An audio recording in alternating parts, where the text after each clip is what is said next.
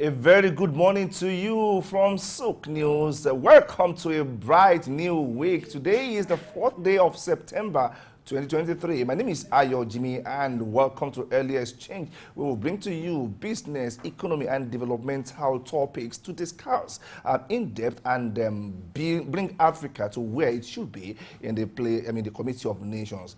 Okay, Blessing Aiche is standing by to bring us news from across the world. What has happened in the last 48 hours or thereabouts, and how do all those concern you and affect your personal and professional economy, as we like to call it. Okay, Blessing, if you're set, they are set to find out what happened over the weekend. Blessing.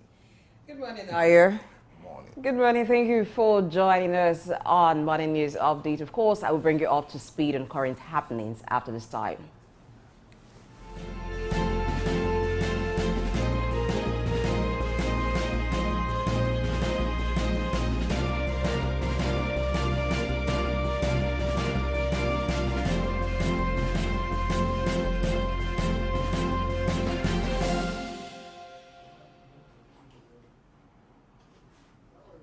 Let's begin from happenings in Nigeria, where the chairman of Heirs Holdings, Tony Elumelu, has been appointed as the co-chair of the G20 Business Council in India.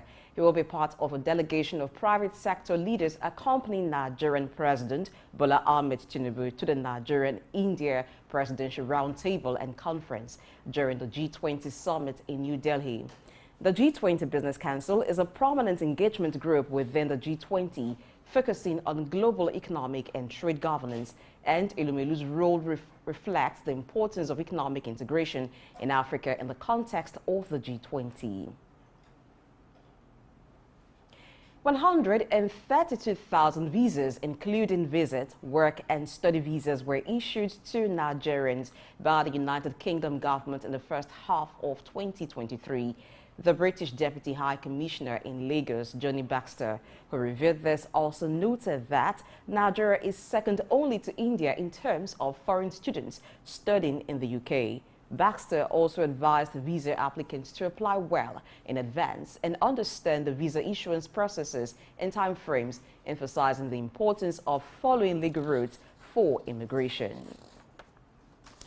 Nigeria's Minister for Humanitarian Affairs and Poverty Alleviation, Dr. Betta Edu, has unveiled a ministry strategy to create humanitarian hubs in all 774 local government areas across Nigeria.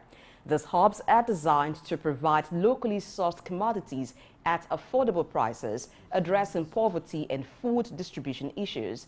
She said under her leadership, the ministry will employ digital tracking and independent monitors to ensure transparency and efficiency in palliative distribution, emphasizing the administration's commitment to addressing the humanitarian crisis and implementing economic plans for Nigeria. Still in Nigeria, the Lagos State government has issued a warning to residents against crossing the electrified track of the new Blue Rail line, which is set to begin full commercial operations today. The Chief Press Secretary to the Lagos State Governor, Gboyega Akisile, emphasized the dangers of crossing the rail lines and urged citizens to use the overhead bridges provided by the government.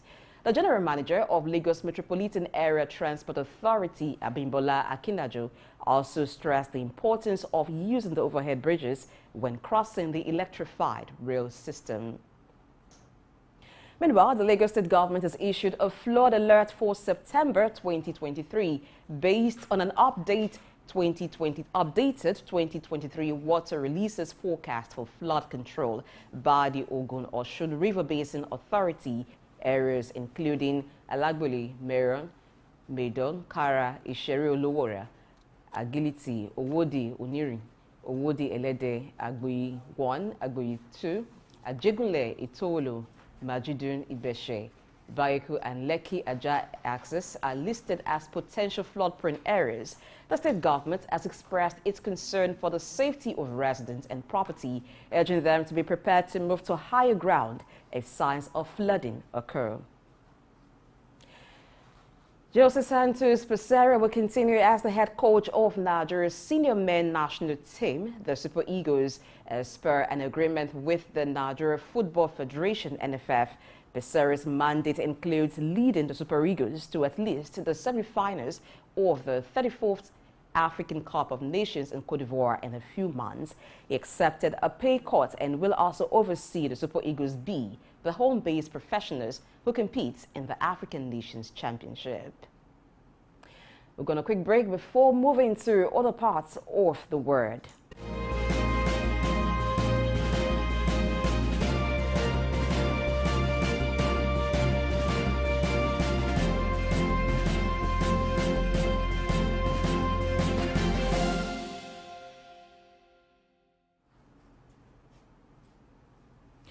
Away from Nigeria, an independent inquiry in South Africa has found no evidence to support the U.S. claim that a Russian cargo ship, Lady R, collected weapons from South Africa in December 2022, destined for Russia. These allegations had led to a diplomatic row and raised questions about South Africa's neutrality in Russia's conflict with Ukraine. South African President Cyril Ramaphosa stated that the accusations had a damaging impact on the country's economy and reputation, and the panel found no evidence to support the claim. Moving now to the Middle East, the United Arab Emirates UAE government has introduced the Small Business Relief SBR to provide tax relief for small businesses with a gross business income of up to 3 million dirham, ending on or before December 31, 2026. The Federal Tax Authority, FTA, issued a corporate tax guide on the SBR, clarifying its application. Eligible businesses can opt for the SBR, which exempts them from certain tax provisions, and they're only required to submit a simplified tax return. In response to violent clashes in Tel Aviv involving Eritrean asylum seekers, Israeli Prime Minister Benjamin Netanyahu is considering immediate deportation measures for those involved in the riots. The clashes occurred after activists opposing the Eritrean government attempted to cancel an event organized by their country's embassy, resulting in violent confrontations with police and rival groups. Netanyahu also ordered a new plan to remove all African migrants he described as illegal infiltrators, reigniting the debate on migrant status in Israel. In another development, Indonesia is set to launch a golden visa program to attract foreign individuals and corporate investors with the aim of boosting its national economy. The program offers a 5-year visa option for individual investors who establish a company valued at $2.5 million and a 10-year visa for those investing $5 million. This initiative follows the lead of several other countries like the United States, Ireland, New Zealand, and Spain that have implemented similar golden visa programs to stimulate investment and encourage entrepreneurial residency. Billionaire businessman and founder of the world's largest electronics manufacturer, Foxconn, has resigned from the company's board of directors as he pursues a bid for the Taiwanese presidency. With a net worth of $6.8 billion, Gu founded Foxconn in 1974 and grew it into an international electronics manufacturing giant, with Apple among its top clients.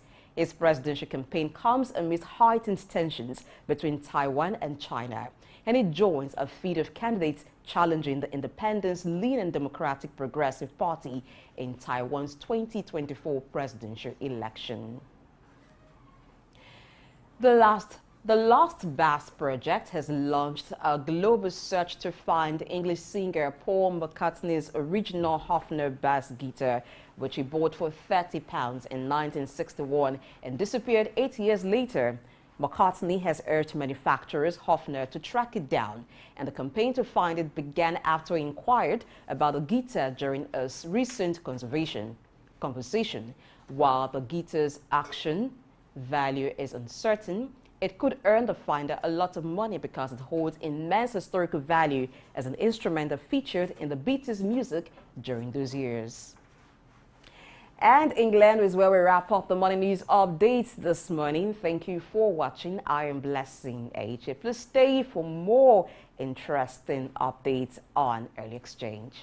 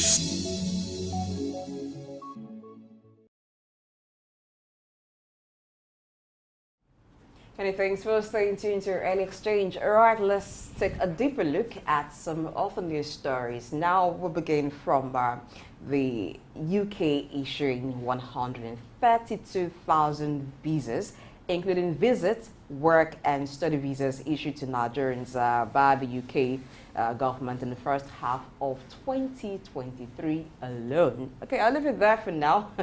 Good morning, Idaosa Osama, the Director, Research and Policy, African Development Studies Center, who's here to help us take a deeper look at some of the news stories.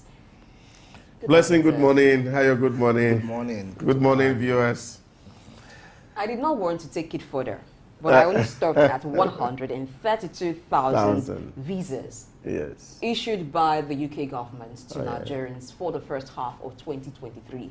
This jackpot thing is serious. It's real. You know, they do say that the UK has become Nigeria's annex in a context. Oh my God. The report says 132,000 visas were issued. Well, they were requested by Nigerians. Of course. Because request follows, comes before issuance in the first place. And it goes to show the extent of, should I say, disbelief that a lot of Nigerians now have in the system, or the extent to which they can go to, seek greener pastures out there. You know, some months back, the United Kingdom actually had complained that they gave Nigerians 4,000 student visas, and over 32,000 people came with the 4,000 visas. Really? Yeah. So if we get the reports from other countries as to how many visas has been issued to Nigerians the first half of this year, I guess the figure will be alarming by the time you check the number of visas that the US has issued, the number of visas that Canada has issued, the number of visas that other countries has issued.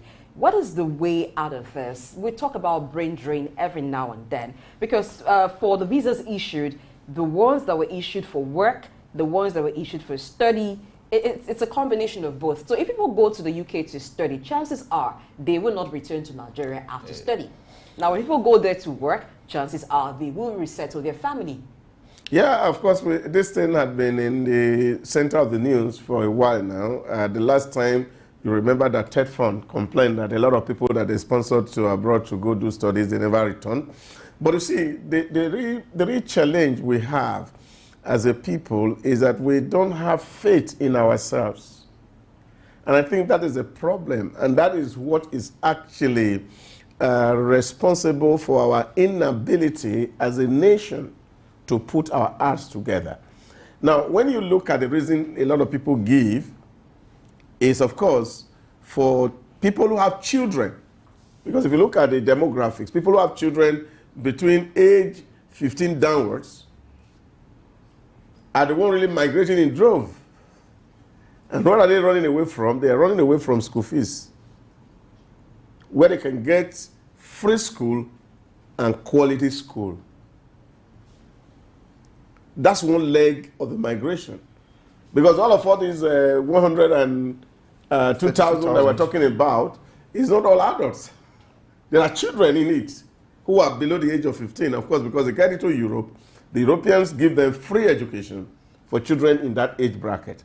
And so they are saved the risk of school fees, and then the children still have quality education. Now, when you come back home, there's no quality education in the public schools. And the cost of the private school is above the roof. So with what you're earning here, you can send your child to a private school where, of course, you can be very certain of the stability of the school year. In the public sector, you are not sure of the stability, especially at the university level. They strike today, they strike, ASU is down tomorrow. All these crises are the thing putting pressure that's actually moving Nigeria. What's the implication? It's also having direct implication on our macroeconomic environment.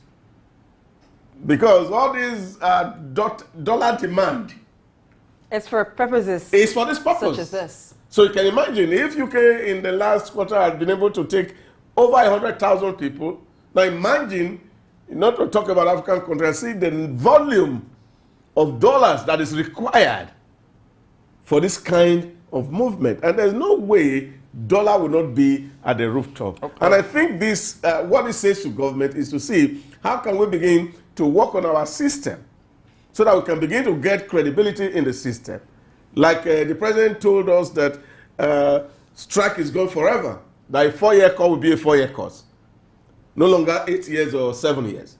So once we can achieve this in the system, probably a lot of people will have to stay back. And it will eventually boost the faith of people, because you actually started by saying that those who are leaving do so because they lack faith in the country. Yeah, people will say faith is the evidence of things unseen.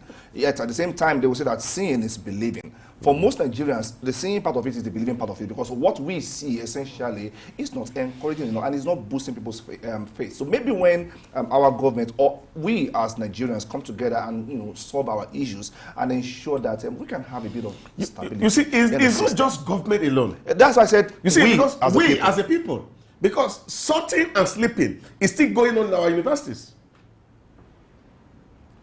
It's still on the high roof. We still have situation in our university today where our students, they leave school system, many of them can't even write their project. True. Many of them cannot write thesis. So they are photocopying these things just to see them through a system. And it is the university system that is supervising this fraud. We need to speak to this issue because we're talking about quality manpower. One time I went to one of our schools and they said there was a student who studied geography and regional planning with a second-class lower division. And they asked him to define geography. He couldn't define it. They had to probe and they went to the university to see, did this chap went this through the school because they thought it was a fake result. They got there, all his results in the schools are intact. But DSS has been probing that. I don't know to what extent they have been able to find it out, but this chap, they gave him write what is it called, an application. He could not. So how did he pass the course? In short, the vice chancellor herself was dumbfounded because number one, it's not just one course. He took electives in other departments. How did he get through it? And then had the result, and they cannot defend it. This is the challenge with our university system. This is why people are not having faith in the system. This we must deal with seriously. I guess that was an extreme case of, gross, I wouldn't call it stupidity, for want of a better expression. If it could not, make transformative, use of its knowledge, that would have still been acceptable in the context. But then he could not define geography. That for me is unforgivable, and it's a slap on our educational system as a whole. Well, it doesn't even start or end with the tertiary institutions. Let's even look at the way our schools are run from the primary level, given the public system, the primary level, the secondary level. The emphasis on passing exam rather than people actually assimilating. We do not emphasize assimilation. People do not internalize what they learn. So a lot of times it's about how do I, if I need to cram it, if I need to just have it some way, so that when it comes to the exams, I just pour it and it ends there. And for the university system, once you're done with a particular course for a semester, in a lot of cases, it's goodbye forever to that particular course. So these are some of the things that encourage. That is not to make excuse for someone who could not define geography, and yet he majors on geography and regional planning. You see, because I always spoke to the university, I didn't want to belabor myself with the lower cadre, the primary and the secondary. In short, my eldest brother warned me and he said, don't send your child to private school because the deception there is massive. It's more in the private sector. Because all they are doing, they are looking for crowd. So they are double promoting children who cannot even defend what they are doing. So it's not just in the public school alone. So the system is corrupt. And I think this is where government need to really do an overhaul. Both the examining bodies, because there's a whole lot of complex issues why people cannot stay, because the quality we get here is below standard. All right, we'll leave discussion here and move on to other matters. You know, when you talked about the private school system where they're looking for crowd, I just remembered there's a particular phrase that someone used to describe that, calls it the let my people go system. Yes. Nobody fails. Everybody At the risk of arguing, there are some private schools that take exceptions to that. They still have a blend of the normal orthodox schools, if I can use that phrase, essentially. I am talking about private schools that I know of who will not compromise on standard. And parents like us are taking our kids there because we can guarantee their quality. If you have, the school my child attends, for instance, if you have C6 in the subject, that is what you will have if you take that subject, that exam anywhere in the world. But the question is, how many of those schools exist compared to those who will compromise, like that was said? And trust me, the answer is no. More schools will compromise because they want the crowd, as against the few of them that will, do the needful. So there is work for everybody, for government, for the educational system, and even parents to ensure that we have the needed quality, not just in the educational system, but in every aspect of the economy. And then we'll move on to the Lagos State government issuing a warning to residents against crossing the electrified track of the new Blue Rail line, which is set to begin full commercial operations today. Today is the 4th of September, so the inaugural train ride will start today. The Chief Press Secretary to the Lagos State Governor, Gboyega Akosile, has emphasized the dangers of crossing the rail lines and urged citizens to use the overhead bridges provided by the government. But the question is, did the resident need to have a warning like this resounded? Like, don't you fear for your life? Why would you choose to cross a rail line when there's an overhead bridge provided? Okay, I think Lagos residents have 7 lives. Okay, so they photocopy them. Yeah, they photocopy because like forget the blue lines, the blue rails or the blue lines. Forget the fact that it can get you electrocuted. Even normal, overhead bridges are not made use of in Lagos. You see the bridge just there. The energy investment of climbing the bridge and going to the other end seems to be too much to make for Lagosians. And they prefer to create paths where there are no paths. You see them trying to shift all those dividers into 2 so that they could force their way inside. I don't understand where that is coming from. We see danger.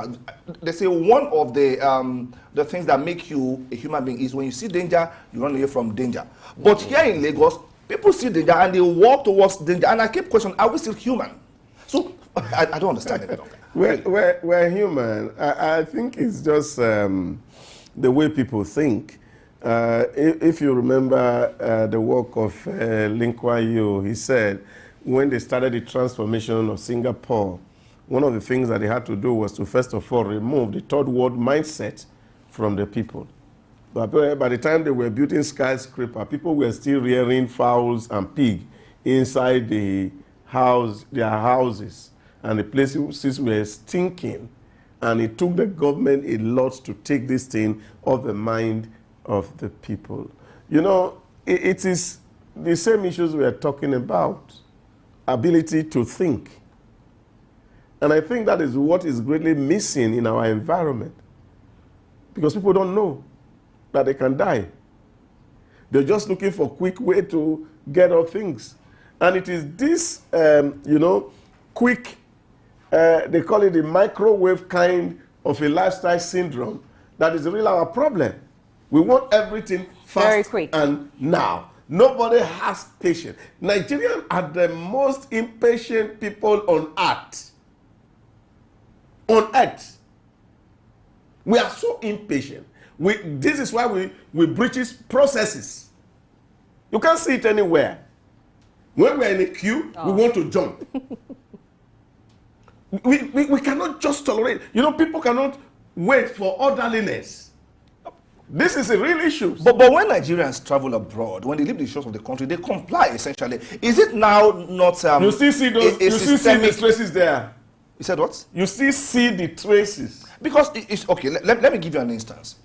It is not uncommon to find a man peeing on the roadside in Nigeria here because, and when you ask him why, I am pressed. But when you travel over there, you just press the press naturally. Somehow you don't get pressed enough to go to the roadside and do it there. Why? The same people, the same brain that they have. I think it's more of a systemic damage. It's not system. It's not system. You see, the way the system also is designed, which is also, we also need to actually speak to some of these issues. If you see the metro system, for example, in UK, in Paris, it's not even possible for somebody to cross it because the way it's designed. Now, there was a certain time a train crushed somebody in Abuja.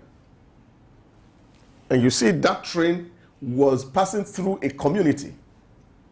No fencing. No fencing.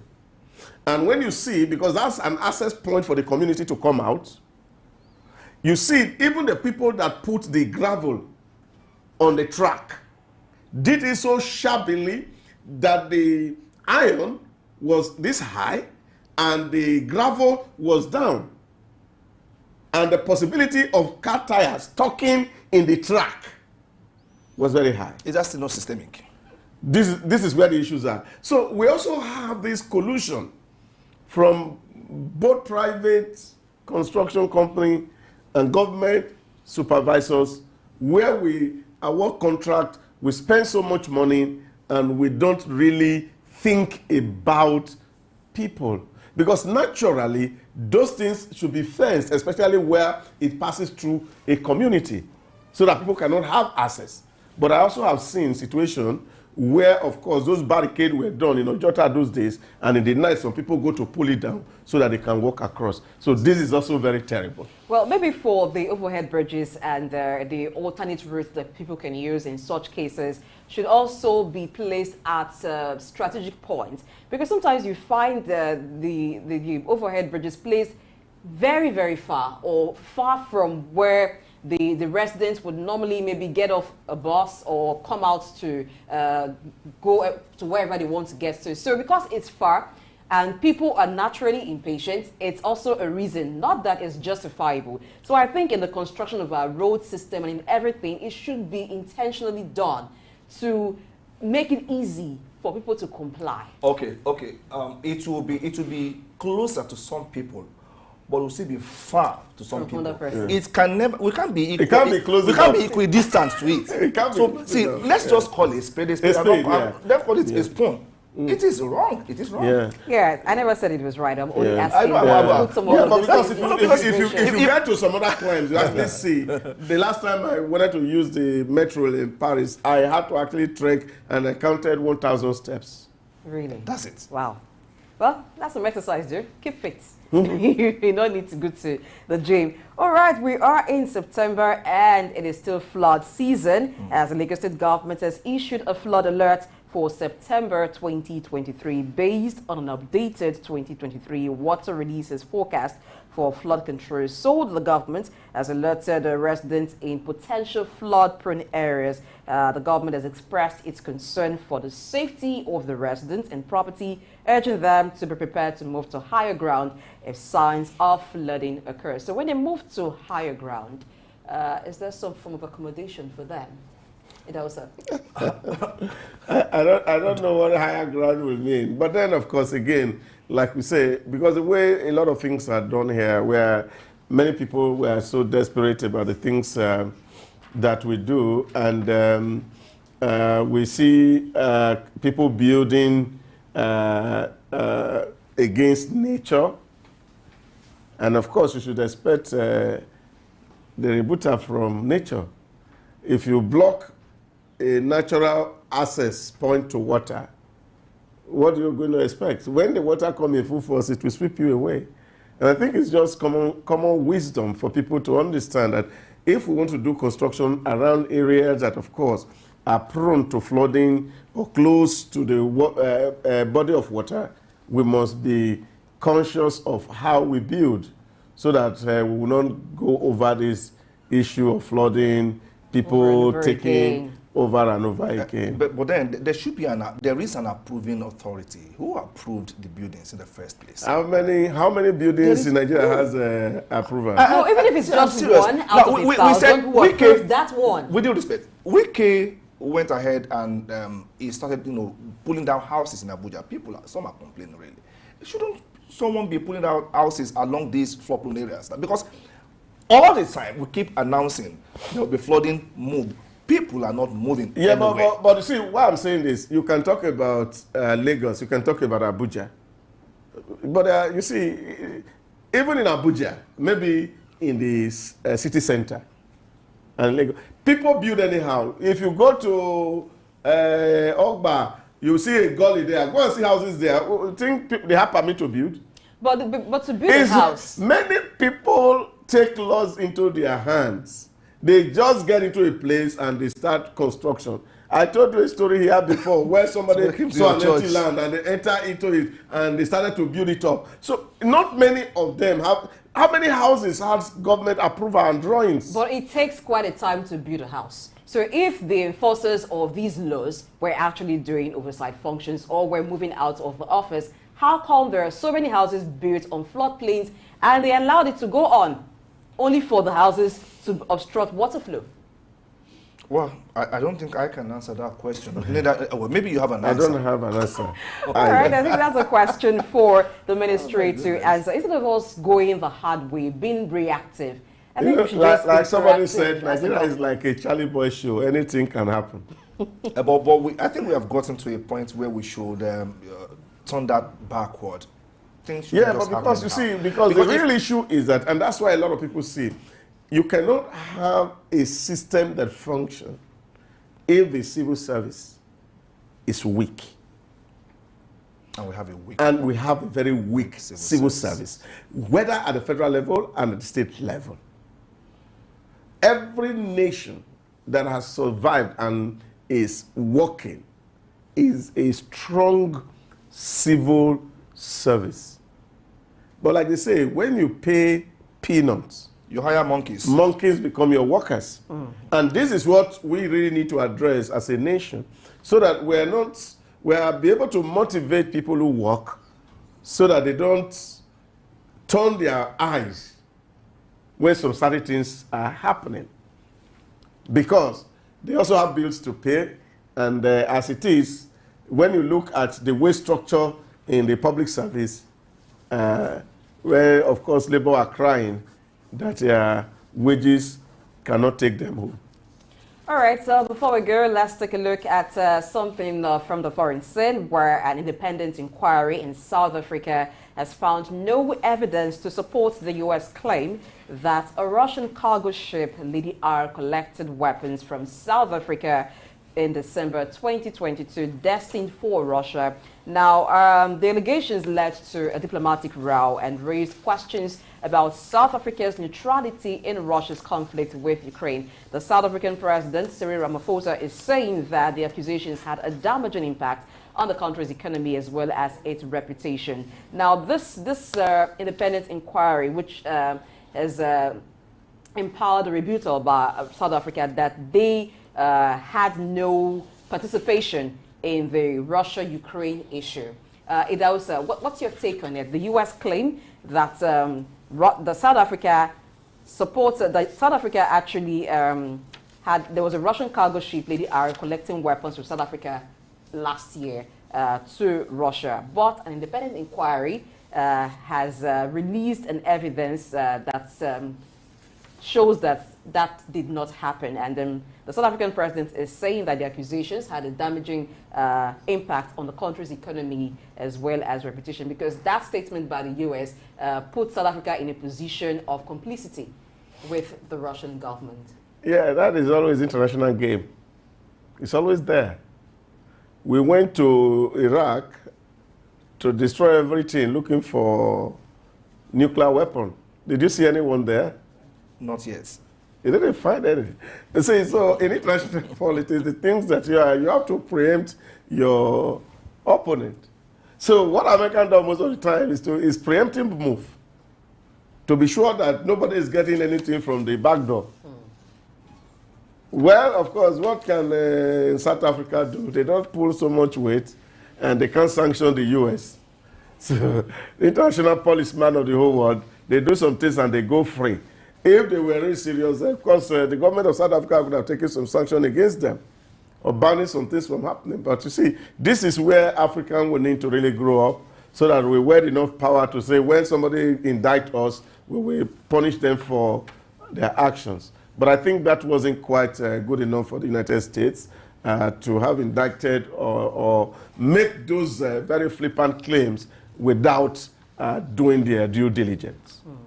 All right, we'll call it a wrap on the news analysis. We're going to quick break and begin to look at marine and blue economy that seem to be the way to a sustainable future. After the report that you will watch now, we'll begin talks. Stay tuned.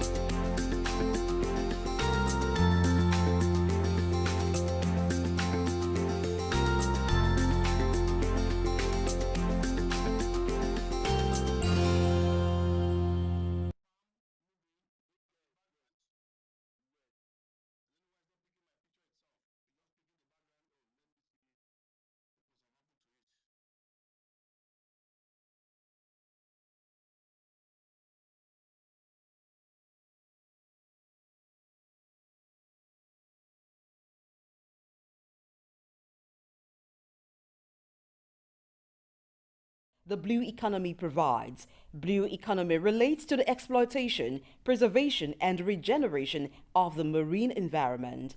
The recent establishment of Ministry of Marine and Blue Economy in Nigeria by President Bola Tinubu, when he assigned ministerial portfolios to the members of his cabinet, has got many asking questions about marine and blue economy.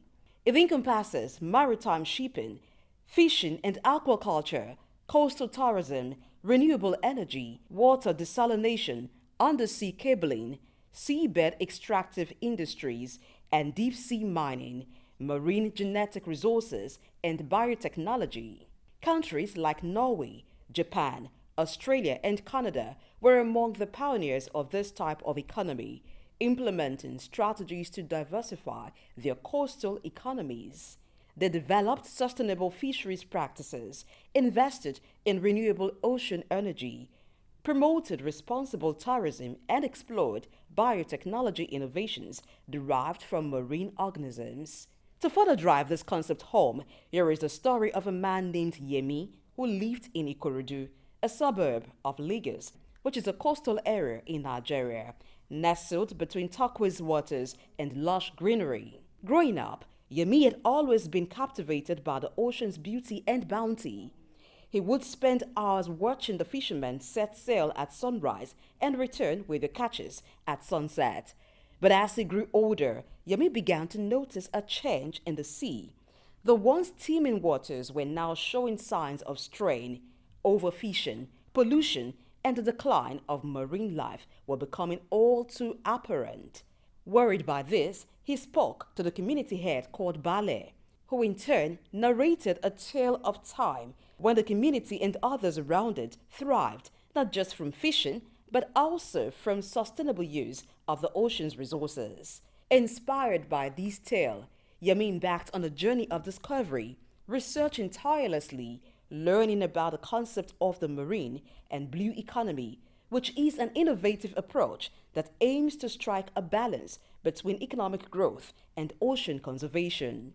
The idea is to utilize the ocean's resources in a way that benefits both people and the planet.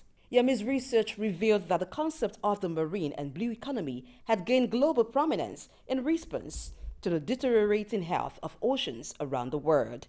Coastal countries have now realized that by sustainably managing their ocean resources, they could not only boost their economies, but also protect their marine ecosystems for future generations. Delving deeper, Yemi recognized the potential of the marine and blue economy for his own country, Nigeria. Now this may have been just an analogical story, but it underscores the essence of blue economy and implications for Nigeria. With a coastline stretching over 850 kilometers along the Gulf of Guinea, Nigeria has a wealth of untapped ocean resources. However, illegal fishing, oil spills, and coastal erosion threatens its marine ecosystems and the livelihoods of countless fishing communities. The establishment of a marine and blue economy with Pioneer Minister Bumi Tunji Ojo signals determination by the Tinubu administration to make a change. Previous governments have, however, taken several steps to develop the marine and blue economy in the country. Some of these initiatives include the national policy on the blue economy to guide the sustainable use of its maritime resources. This policy aims to promote economic diversification, create jobs, and ensure environmental sustainability in sectors such as fisheries, aquaculture, maritime transportation, and marine tourism. Additionally, efforts were made to combat piracy, illegal fishing, and other security challenges in Nigerian waters. Other initiatives include investment in ports and maritime infrastructure, collaboration with international organizations such as United Nations Development Programme (UNDP) and the International Maritime Organization (IMO) to access technical assistance, capacity building, and best practices in developing the blue economy, amongst others. It is reported that the blue economy is estimated to be worth more than $1.5 trillion per year globally. It provides over 30 million jobs and supplies a vital source of protein to over 3 billion people. For the Ministry of Marine and Blue Economy, having and strategically implementing its plans will result in significant contribution to the Nigeria economic growth and development. For instance, Nigeria has great potential in maritime transport. With its strategic location in the Gulf of Guinea, Nigeria can become a major hub for maritime trade and logistics in West Africa. Also, the marine and blue economy approach will not only revive the fishing industry, but also create new opportunities in tourism, renewable energy, research, and improve ocean's health, restoring its beauty and bounty, just like Yemi in our earlier story had seen while growing up. Blessing AEG. Sook News.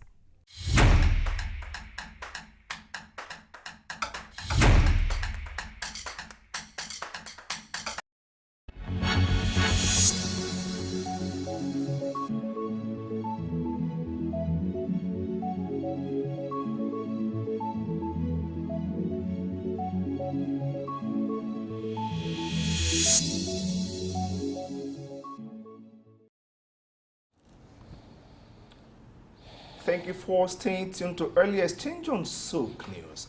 Okay, Nigeria is known for oil, and when you have oil spill, you end up having what is called a black interface, black surface. Some call it the black economy.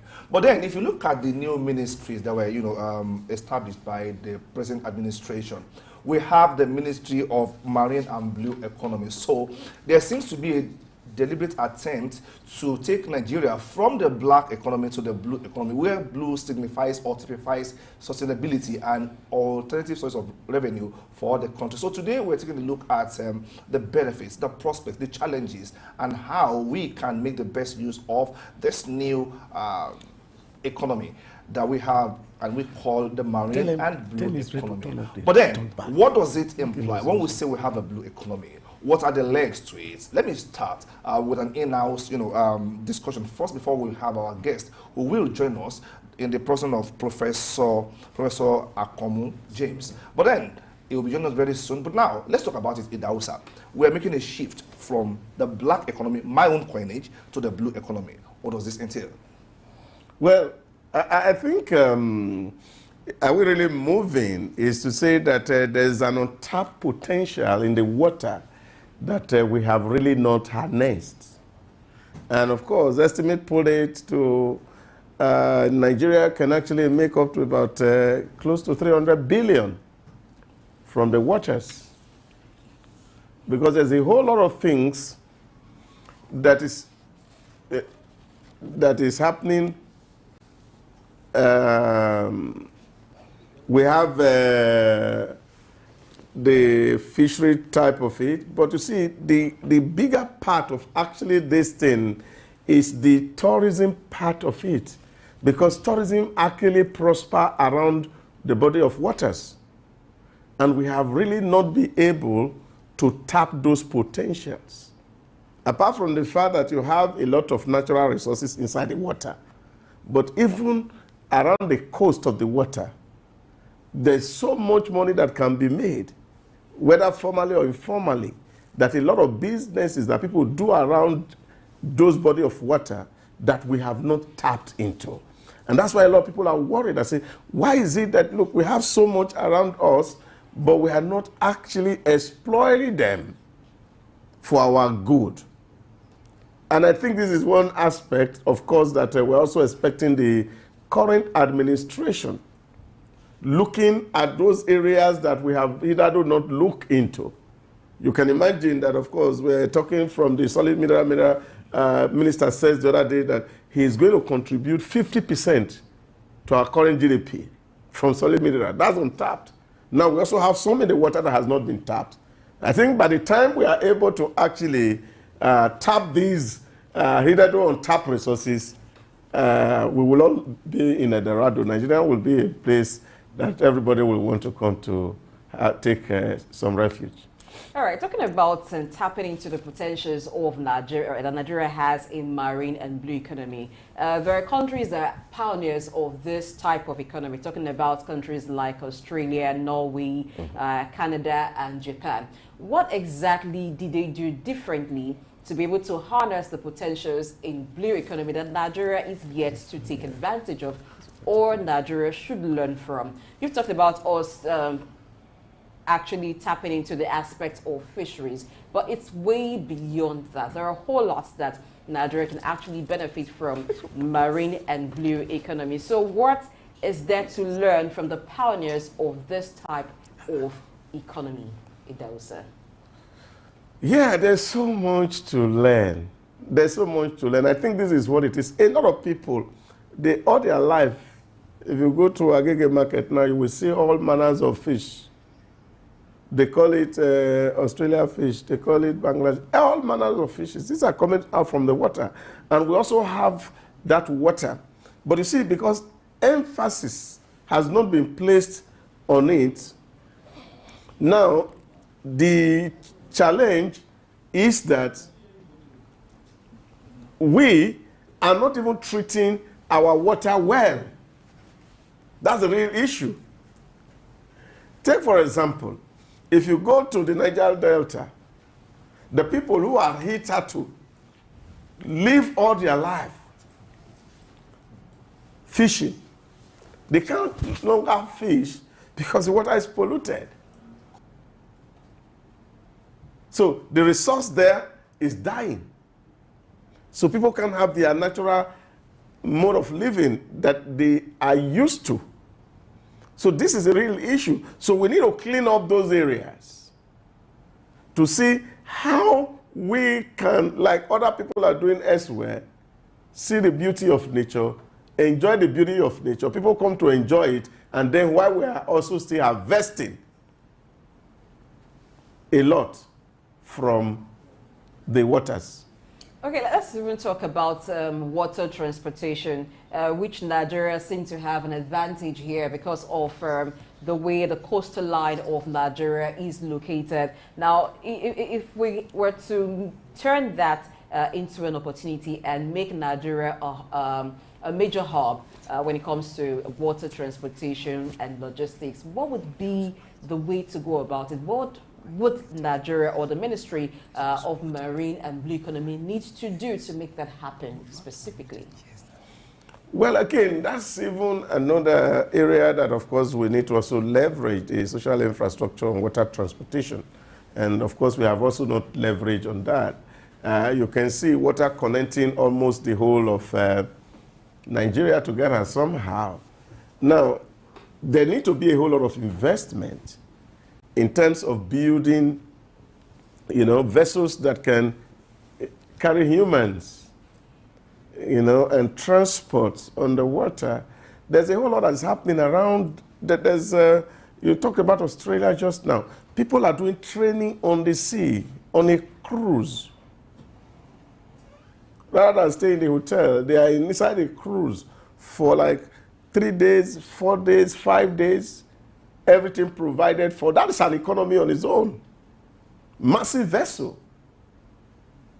With accommodation. Destination weddings. Oh, yes. So these are the things that, of course, we need really to invest on.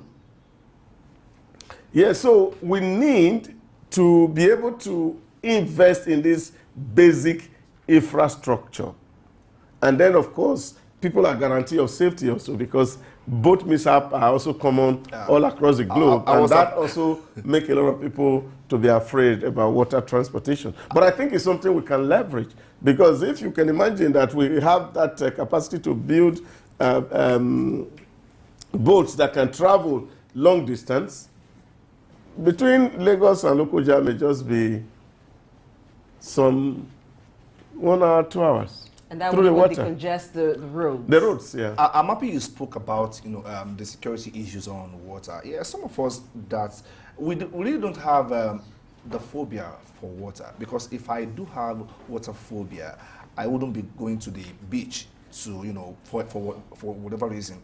But I think it's more of the fear of mishaps over there. What happens where, for those of us who cannot swim, you don't want to imagine what can happen.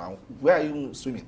So when you mentioned the issue of, security, safety on waterways, I was like, okay, that's a very good one too. Okay, but let me stop, bothering you at this point because we have someone who can also speak to this. His name is Professor James Akomu, and he's a professor of water resources and environmental engineering from the University of Lagos. Prof, good morning. Good morning, my colleagues. How are you, sir? Unmute yourself. Okay, I've unmuted myself. I hope you can hear me clearly. I can tell you. Can you hear? Can you hear me now? Oh, yes. Can you Thank you hear very me? much. Thank you. I can hear you now. All All right. right. The Ministry of Marine and Blue Economy is one of the new ministries introduced by the Bola Tinubu administration. And it also has established the fact that, okay, this is a step in the right direction because we have a lot of untapped resources under the water or in the water bodies, and we don't have a dearth of water bodies in Nigeria as a country. We are blessed with that. So it's more of a case of untapped potentials. So let's start this way. Could you please talk some more on the potentials that we have in the marine and the blue economy sector that we are yet to tap into? Let's start from there. Thank you. One thing we need to establish is anytime we mention something about blue economy, we are talking about economy from waterfront, particularly from the ocean. Like in Nigeria in particular, we are privileged to be surrounded by ocean. So we have that advantage to create that marine environment, the marine community. Like Dr. Edausaji did mention, we have all the opportunities to actually reduce our debts. You mentioned as your background, you have the phobia for water. Why do you want to go to the beach? Some may not have that phobia. So it could be a tourist environment. We can build our ship around those lines. Dr. Azar did mention that from here to Warri, from Lagos in particular, could be a shorter time if we actually take advantage of the marine environment we have, which actually promotes the blue economy. So we have a lot of things we can do. From that place, if you build the coastal community, we can transport both human and cargo through water. We can renew our sustained environment. You know, everybody is talking about a sustainable environment. We don't want to pollute environment. A kind of a coastal community will likely actually reduce these pollutions that we have around the community without blue economy. Poverty could be reduced. Fishing can actually improve and so on. I think I need to just stop here for now to probably to more questions on that or comments. Thank you. All right, Pearl, thank you for joining us. But in unlocking these potentials, what are some of the key steps that we must take? I know that the president has taken one great step, which is creating the ministry for marine and blue economy, but it goes beyond that. So what should the ministry be looking at to be able to tap into these potentials? Okay, thank you for that again. One, we have bodies that have been created by the same government before President Tinubu came in. A body like NIMASA, like NEWA, like MPA, they work around the water. So if we actually take advantage of this, actually put more into it, and is operated, let me say, professionally at this point, with the mind of actually encouraging the blue economy itself.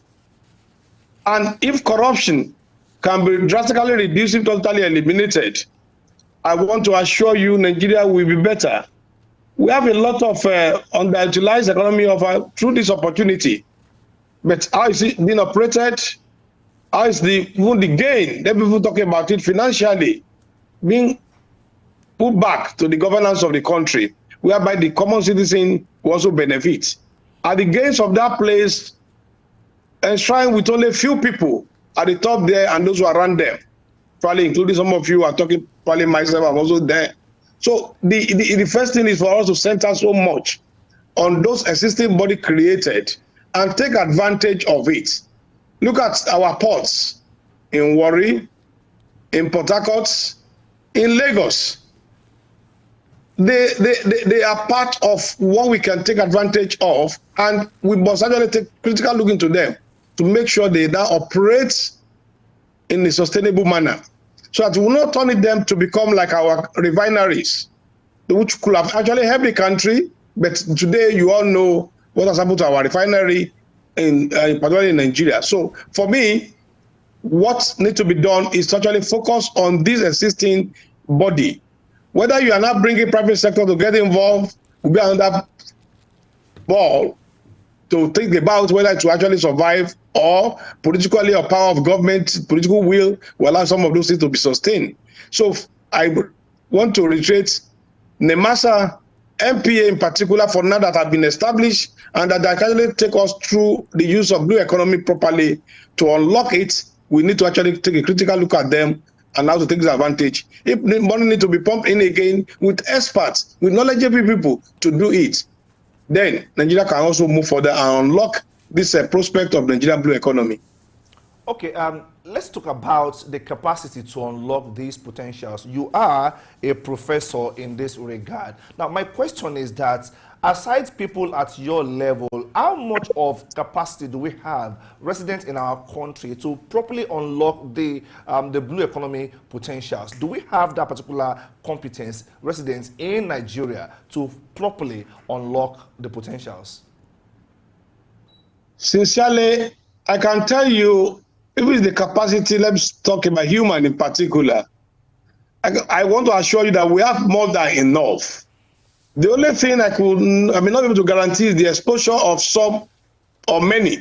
But there are also few ones who have been exposed to this environment, and they are just being locked up somewhere there, whereby they could not even apply what they know.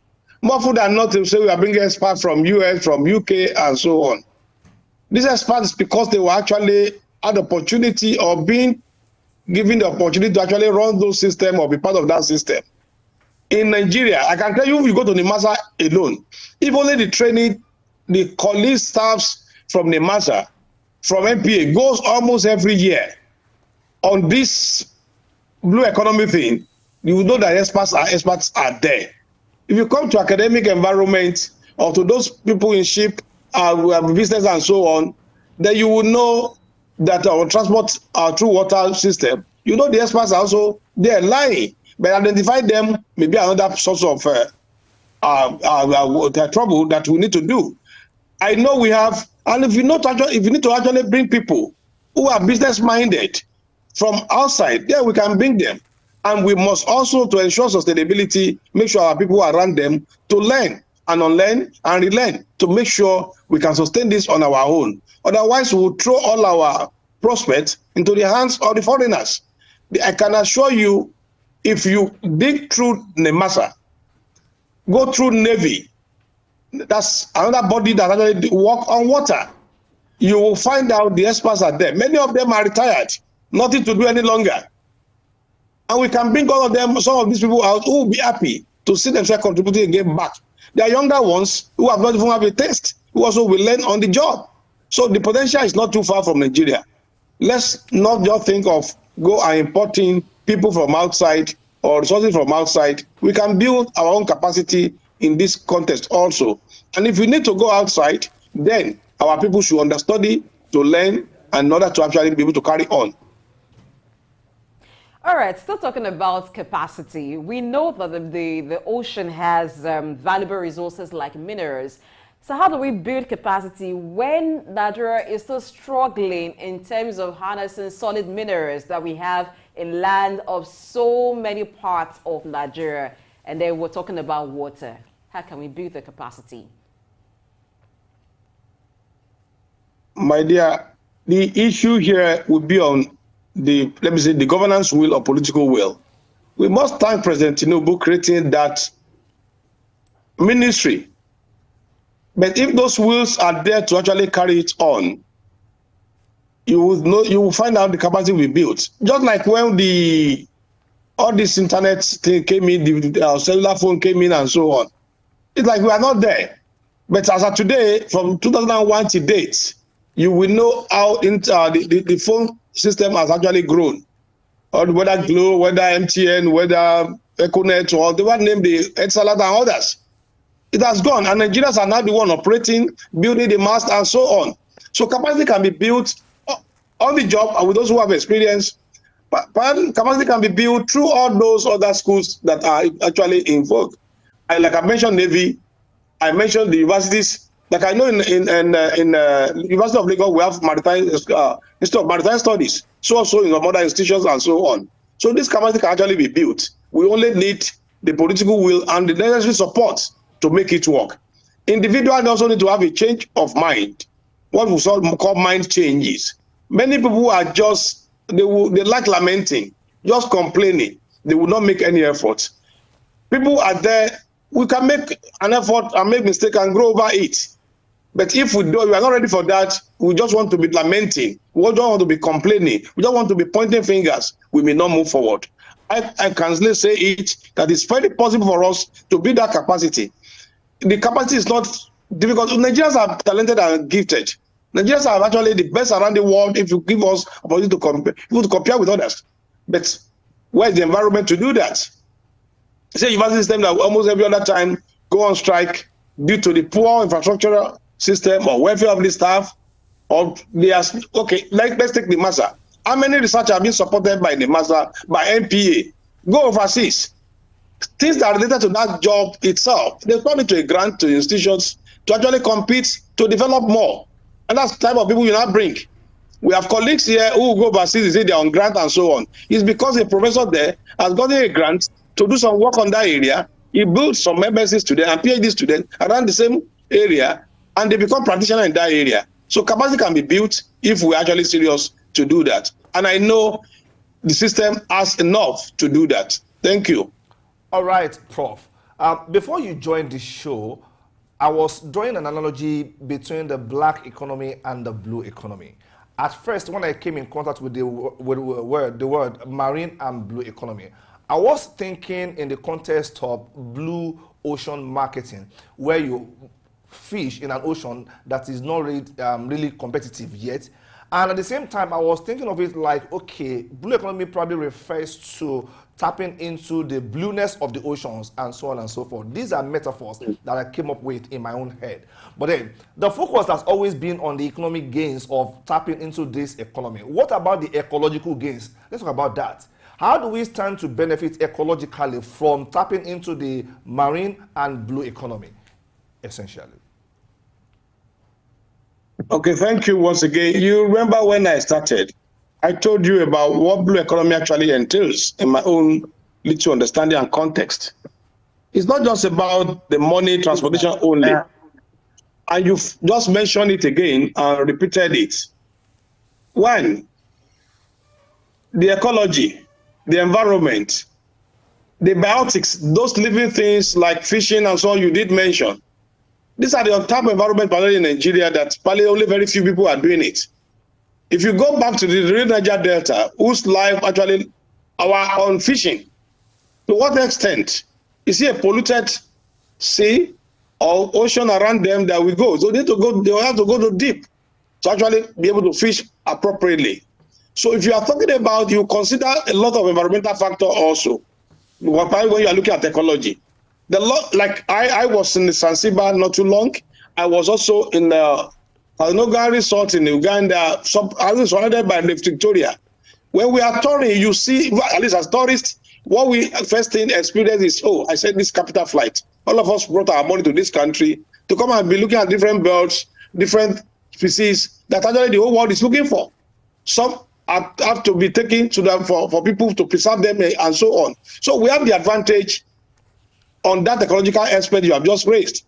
It all depends if the ministry look at it, create a lot of tourism center, create the kind of fishing prospects that actually could actually enable the environment. And if environmentally we protect our sea, if you look around Lagos and its environment, where even the waste dump and so on, why they find their way into the sea, plastics and so on. How do you think this one will affect the biotic life around us? So people need to even move deeper where those things may probably have much effect to actually do their proper fishing. Otherwise, salt fish you are eating may also be polluted fish that actually lead to other sickness in future. So for me, we have that advantage, we have that opportunity, and we are blessed naturally by the Almighty God for us to have been surrounded by these water bodies that can actually enhance the ecological aspects you just referred to. I want to thank you again. All right. Are there regional collaborations or agreements that Nigeria is involved in or should be involved in order to promote sustainable use of its marine resources?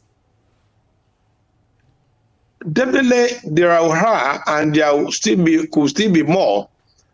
I may not be able to lay my hands on those agreements on which Nigeria have signed, but anyone from the NIMASA, MPA, the whole Ministry of Transportation, I'm very because I'm confident and I'm aware. There are a lot of agreement partnership they were building.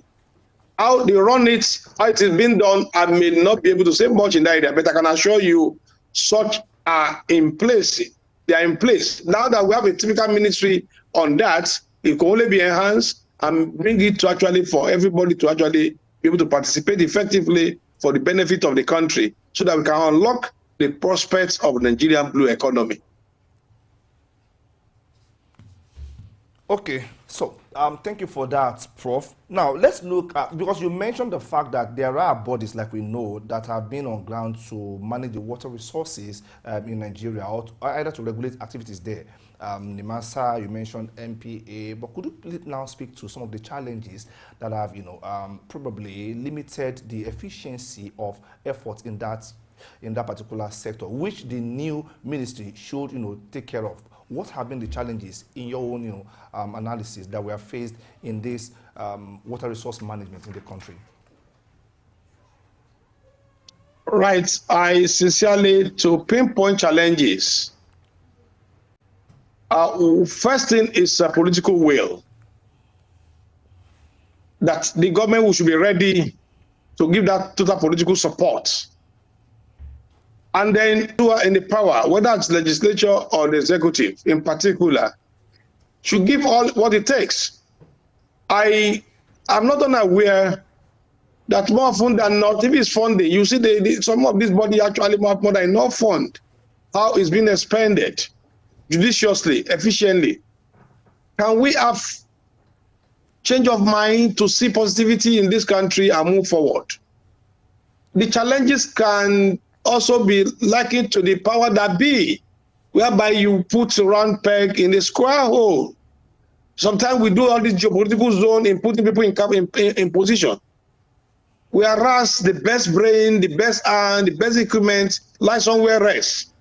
So if we go into this, I want to assure you, and probably the leadership also, sometime more than if you see what has happened to the NIMASA MP in recent time, alleged corruption at this different level, and more than others who actually allege, you'll be surprised.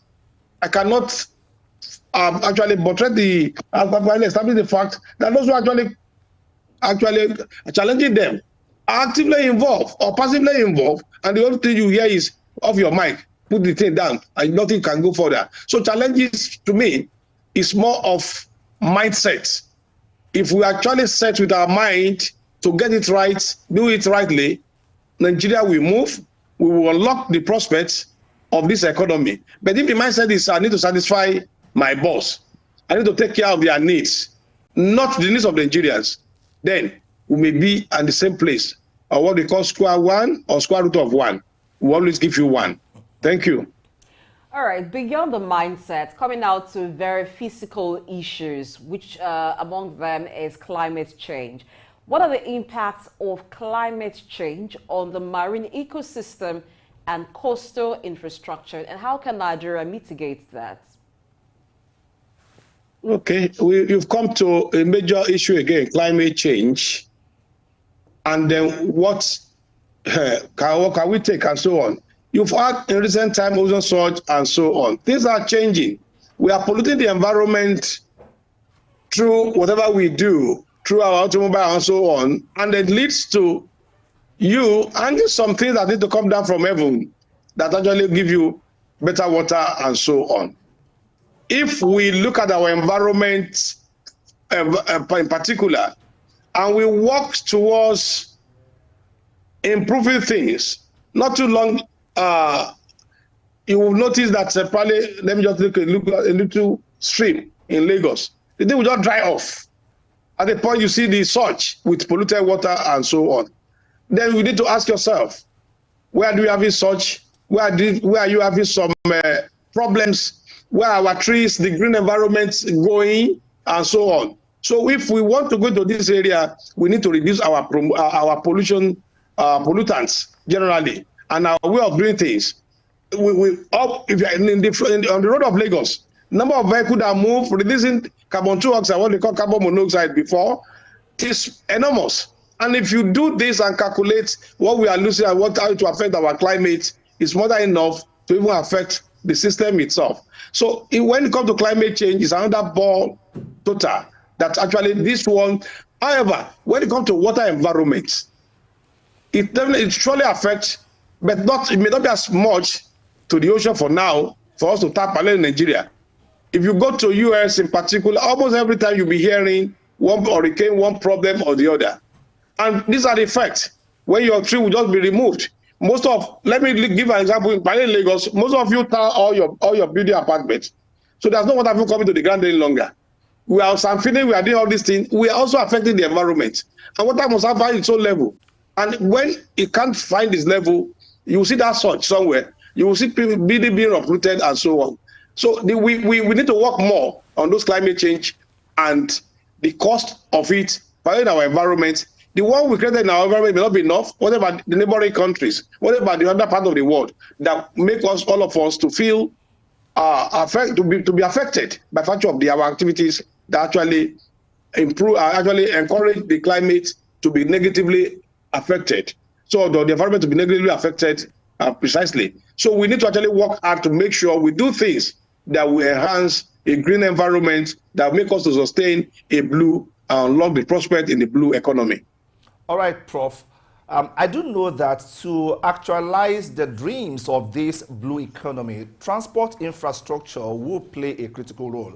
How do we leverage our transport infrastructure from the port to the interland to ensure that we can really make something good out of this particular project? Because without this infrastructure, I don't think we are going anywhere far. How do we leverage the infrastructure of transportation to ensure that we enhance this blue economy? Yes, if you recall years ago, we had to dredge River Niger. I don't know whether from bifurcation up to Barrow. Now we are talking about ocean. If these infrastructures for transport are there, why do I need to go by road from here to from Lagos to Warri to Port Harcourt, when I can actually equally just go to the port there and enter a boat or ship accordingly to reach the place? So whether private sector need to be involved now to develop this transport system, like we have seen around the world. Most of these things are not totally government owned, but the enabling environment must be there. Not for somebody to go into it and that government will come with another policy, destroy the whole thing. And I know Nigerians are blessed, and I know foreigners are ready to invest in the country also. But there must be that political stability to encourage that transport system you are talking about. If you want to take a look, what about the rail line? Now the rail is moving from Lagos to Ibadan and so on, Kaduna to Abuja. Sometimes it looks like it saves, but can we sustain and maintain it? So the environment must be there to make sure these are sustained. We can build on those transportation infrastructure along our coastline. And not just for you to carry cargo, but you can also carry human from one point to the other. How many ships enter Nigeria today daily? How many enter Lagos in particular? What do they actually bring? Cargo, goods only. How many actually come into Nigeria through water? We can actually build on this. So these are my thoughts for this hour, please, on that. We can build on it. All right, this is a relatively new economy, so there are bound to be skills gap. How do we tackle that? Is it going to be dependent on the use of expatriates, which will not really benefit the Nigerian economy in terms of job creation? So what is the way to go there? Like I said earlier, more often we think expatriate has it all. There are also Nigerians, whether here at home or outside in diaspora there, who have the same capacity, technically, knowledgeably, and even financially. And if we need to bring the expatriates to build on it, then we must be thinking of sustainability. That's the present need without us compromising the future to ensure our people are there and they're actively there. Nobody will develop Nigeria than Nigerians. Anybody who's coming from outside is only building his own business around to actually have his own life. and actually, if possible, return back to where it comes from. So I'm not against bringing expatriates, bringing investors from outside, but we must ensure that the environment is actually good enough for them to actually remain and continue to be part of those who develop Nigerians. And if Nigerians have the opportunity, we should actually stop the idea of some of us will call PhD, pull him down syndrome, pull out down syndrome. Then they are trying to break through that when you look for one reason why you need to take them to EFCC or ICPC to actually scatter their mind. Or probably because they need support one political governance and so at a particular time, you want to actually bring them down. We can. If we need to bring people from outside to develop it, we should, but we must be very conscious of development of the country. This can only be effectively and positively done by the owner of the country, Nigerians, of which you and I are part of that Nigerians that we are talking about. And our children probably unborn will not suffer from our own error that we may likely commit in doing it wrongly. Thank you once again. Okay, Prof. To yet another critical challenge or issue here, the maritime security challenge. We do know that when we start this fully, even as things are, talking about the status quo, we have quite a number of coastal economic assets that need to be protected. What should we be looking at in the context of maritime security to further position us well enough to take full advantage of this blue economy? Speak to that, sir. Thank you. You recall when I was talking earlier, I did mention a body, the Nigerian Navy. That's an established body by government of Federal Republic of Nigeria, and that's how it is internationally. And we could also have private guards to actually for this security, provided they are genuine and you can provide them and ensure they are true to the call that you give to them. Not to engage people who will turn against you and then take over, actually destroy the system the more. The security is one major thing that we cannot throw away. The security of infrastructure, the security of human being, along the line.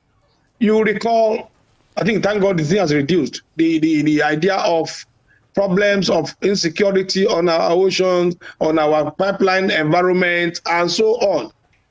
The security need to be built up. Profiling should be properly done. So don't go and put people who indirectly you have encouraged to be the one to make the environment insecure because they have all the in and out of how it should go. But we can challenge our Nigerian Navy and appropriate security agencies or agencies that are actually established, and probably the private one also.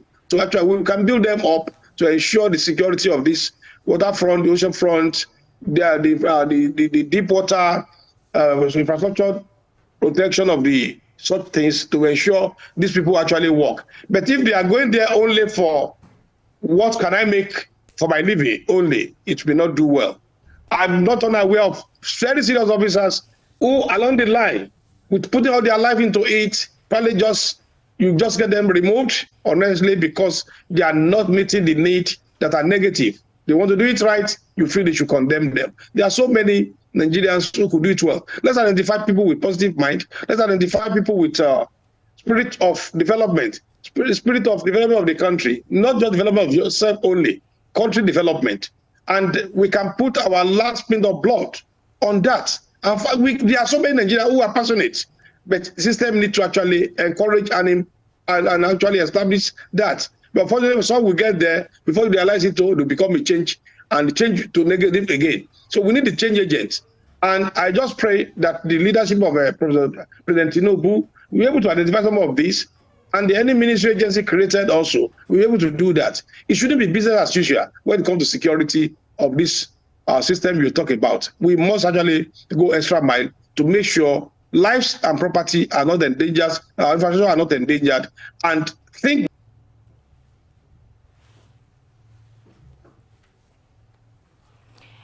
All right, talking about leadership, are there policy measures that will need to be made and implemented to help mitigate the risk associated with the marine and blue economy?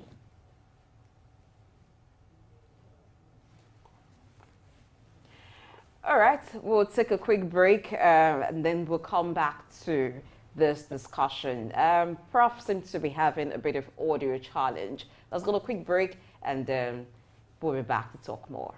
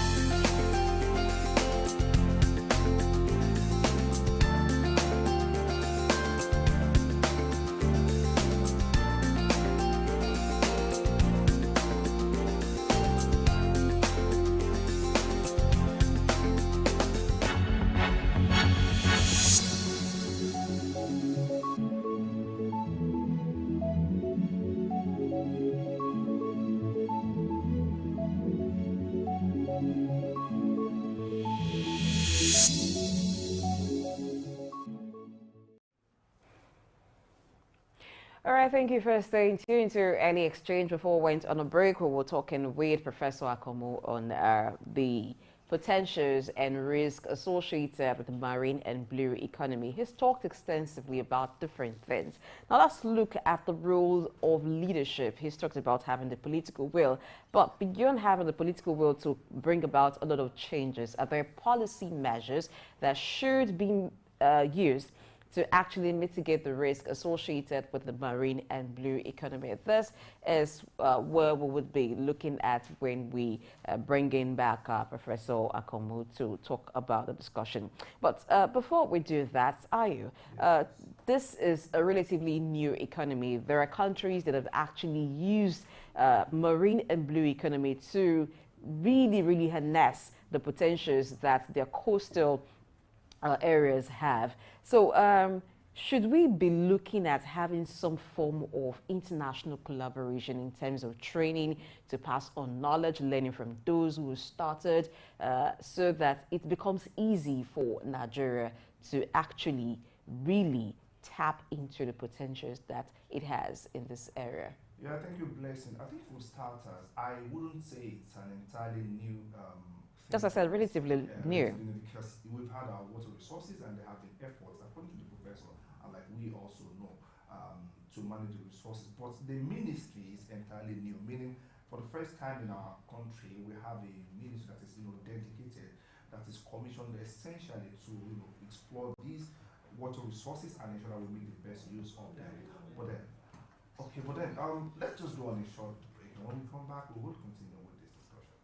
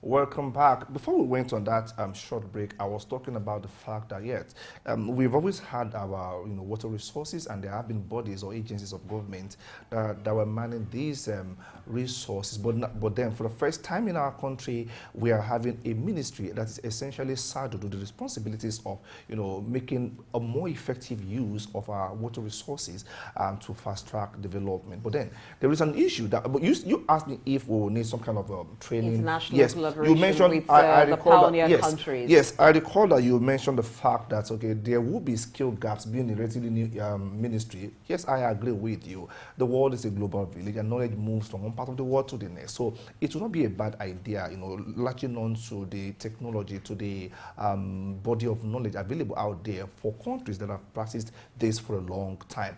Yes, I do know that, like the professor said, we have even residents in our economy, a lot of experts that can handle some of these tasks meant to drive the ministry forward. But when we get to that particular bridge, like you say, we will cross it. But we should be intentional also. There should be some kind of skill analysis or skill gap analysis to see what we have capacity for and what we need training on. I do hope that this government, because the intention behind creating the ministry in the first place is to ensure that all hands come on deck and push the nation forward. So I believe it will be done. We'll collaborate. Talking about when we get to the bridge, we'll cross it. I think that's part of the issues that we're dealing with in Nigeria. Actually waiting for things to get to the time where it's almost late. Now that the ministry is created, I think the first thing that we should be looking at is skill assessment. Definitely. Getting to know those who have the skills to actually handle this ministry. Otherwise, what we'll be doing is like the oil industry, where you have the resources, you do not have the capacity enough to handle exploration and even refinery. So refining rather. So we'll find that there's use of a lot of expatriates, which would take away the gains that we have. So waiting for the time when the skills are needed to begin to look for them, I think that's reactive. And again, we must begin to look at proactive measures ahead of time, begin to sort the skills. And this would also mean that we need to include this new economy, or not really new economy, into our school curriculum at the courses that are going to train people educationally, skill-wise, with the vocational skills that they need to handle this kind of economy. I think this is what it should be about. So it's not just about the new ministry created, it should also be about other aspects of other areas that will become very useful in ensuring that all the potentials Nigeria has in marine and blue economy is well utilized. The educational support that will provide the skill, we should have that. The skilled person, whether they have been brain drained elsewhere, if we can have them, if we can incentivize the returning of some of these people who have these skills, then of course that is the way to go. I think this is what we should I be agree with looking you. at. I agree with you about being proactive. When I said when we get to the bridge, we will cross it. I wasn't really saying we should fold our hands and say, okay, let's just walk blindly to the bridge and cross it when we get. This is a ministry. It is not just about the minister now. And a ministry, the way we know it works here is an assembly of technocrats with diverse capacities that are related to the same ministry, with the main mandate of driving this ministry forward and driving a particular arm of the economy forward in Nigeria. So I just believe that some of these things would have been taken care of by now. But then, no matter how prepared you are, there is always, this distortion of protocols at some point. That's what I was saying. No matter how perfect your plan is, we should still be prepared and to be agile enough to be able to handle eventualities. That's what I was just speaking about. Then, apart from that, one critical issue is there are communities around the oceans that will be used. Now, when we talk about boosting the blue economy, essentially, some people will be affected. Some people means, while you are creating a new revenue drive for the country as a whole, some locales will be affected. There are potential risks that are involved in this. What happens to their abode? What happens to their way of life? Because their peasant way of life, as I would like to call it, will be affected by the broader goal. Now, it's a case of, okay, how do we handle the dislodging of those whose personal economy surround the oceans, and then they have to give way to a bigger picture for all of us as a people to enjoy and move ahead in life. So I think the government also and other concerned authorities should be looking in this direction. Let us factor in the local people and how their means of livelihoods are affected. Because if you don't factor in the sentiments of the local people whose means of livelihood will be affected, then definitely that can actually constitute another security risk to us as a country. We have cases where in some communities, government brings an infrastructure and some people go there to destroy it because it's a direct threat to how they've been earning their means of livelihood. So there has to be a clear pathway for them to participate in the new idea you are bringing. Otherwise, we go nowhere. Yeah, I like the fact that you talked about them participating, because until people are a part of a thing, then they see it as though this is coming to take away their jobs. Then you will have issues of vandalism happening in such areas because they are not part of the process. But if enlightenment is done, inclusion of these people are done, if it means enhancing the small-scale things that they were doing, or even providing some alternative source of income where they cannot actually be included in the new plan, then that would go a long way in reducing any form of tension that may arise when things like that begin to happen. So it's good that people in those areas are part of it. Government sees them as part of it and actually take care of the needs rather than just asking them to move, because no one really enjoys it when the source of livelihood is tampered with.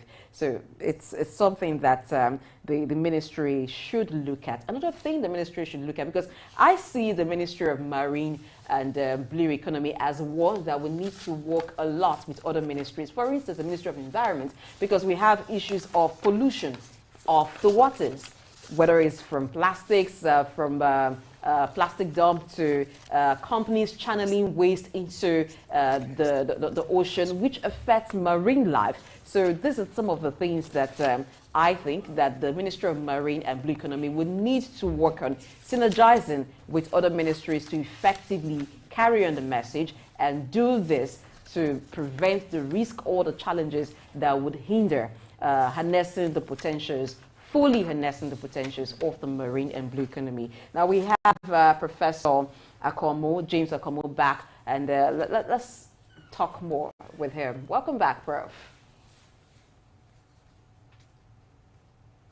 Please unmute yourself.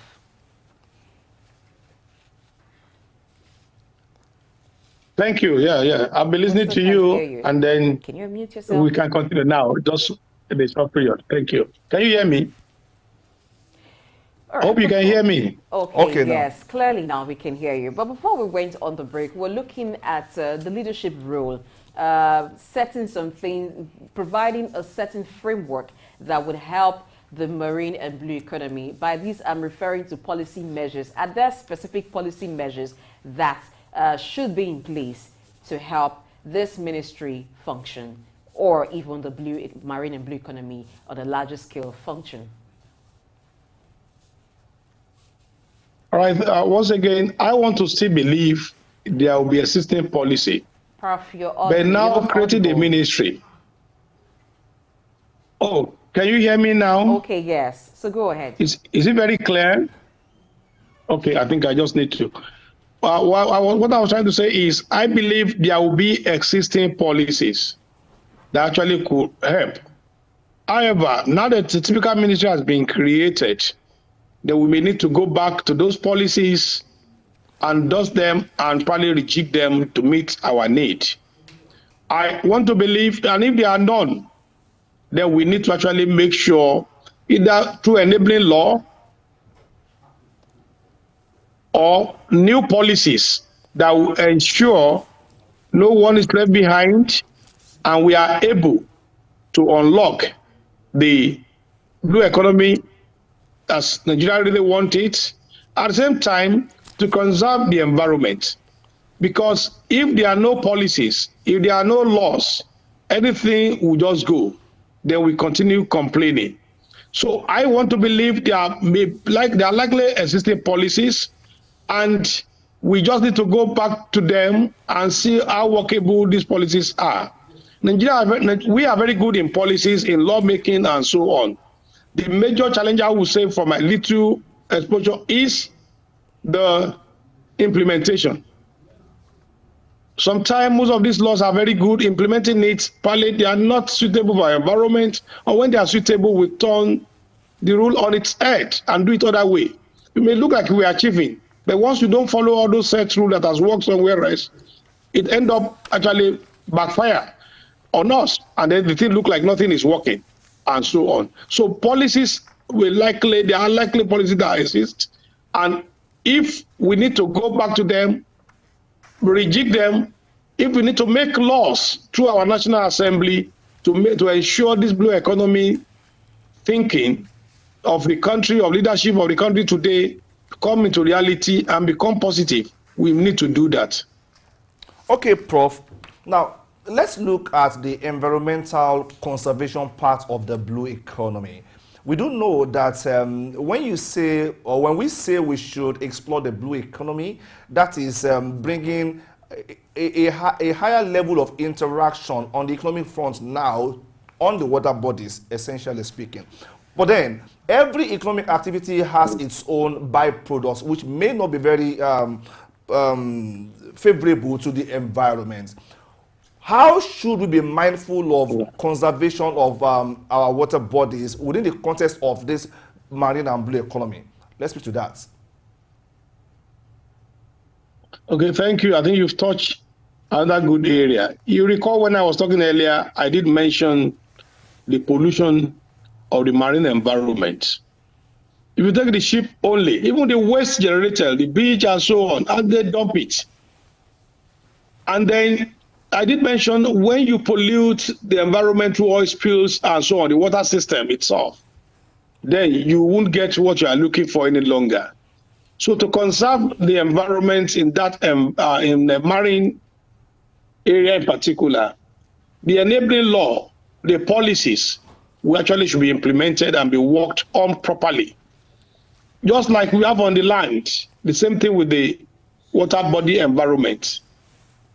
To conserve it means we must be ready to work with the existing rules that guide how to preserve that environment.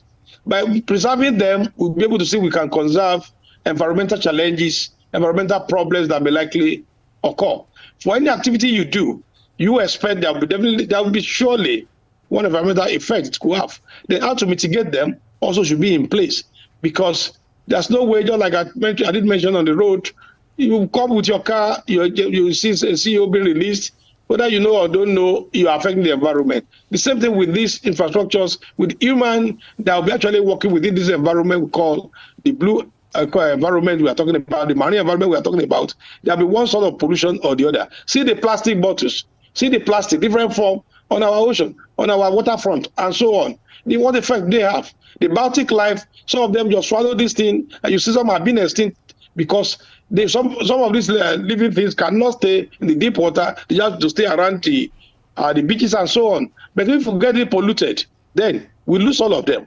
And we need all of them. Where are the monkeys? All those things that live around the water body and the environment, where you have the thick forests and so on. So we need to actually work and ensure the laws that are available to implement them. I'm aware of also international law that guide the marine environment, which Nigeria subscribe to. So we just have to actually conserve this environment using all available policies, laws that are in existence internationally to ensure we take maximum advantage of our marine and blue economy that we are actually trying to work on in this country today. Are there other activities apart from pollution that would really affect marine life? And how do we handle that? For instance, the depletion of marine resources. We know that on the waters, there are some form of vegetation that help the marine life, and some persons tap into that, or by their activities, they disrupt that. So can you speak to that exactly, and what can be done to conserve the marine environment apart from just pollution?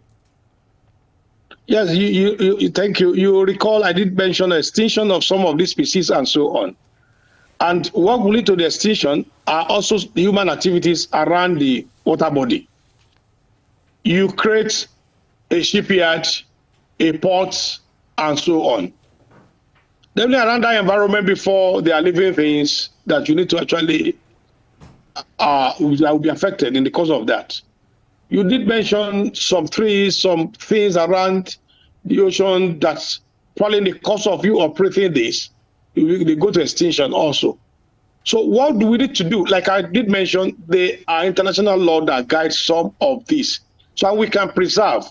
If you need to remove and go and replace somewhere else where you are not using, just to ensure we preserve some of these biotic life that actually make the environment clean. Anywhere you have green surrounding the blue, you have a better type of life.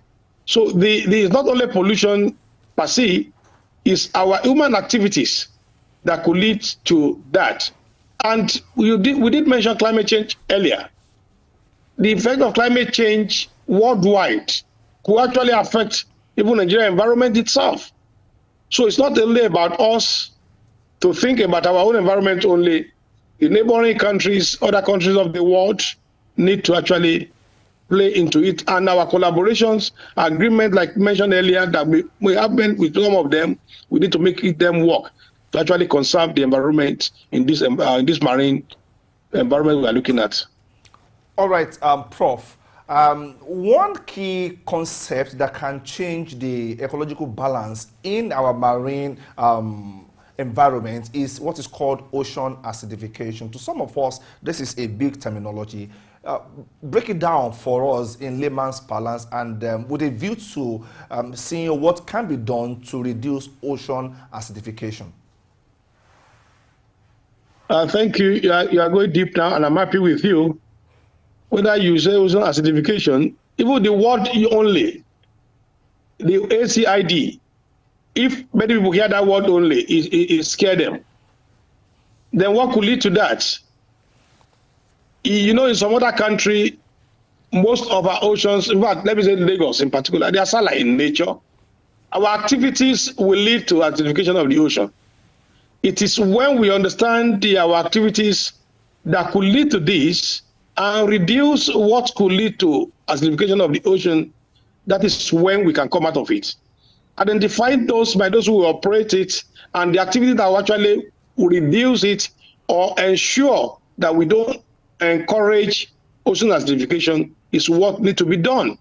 And like just a start, like we did mention, by the country itself, those who will place in charge need to work more on all these environments to ensure that we reduce drastically what could lead to ocean acidification.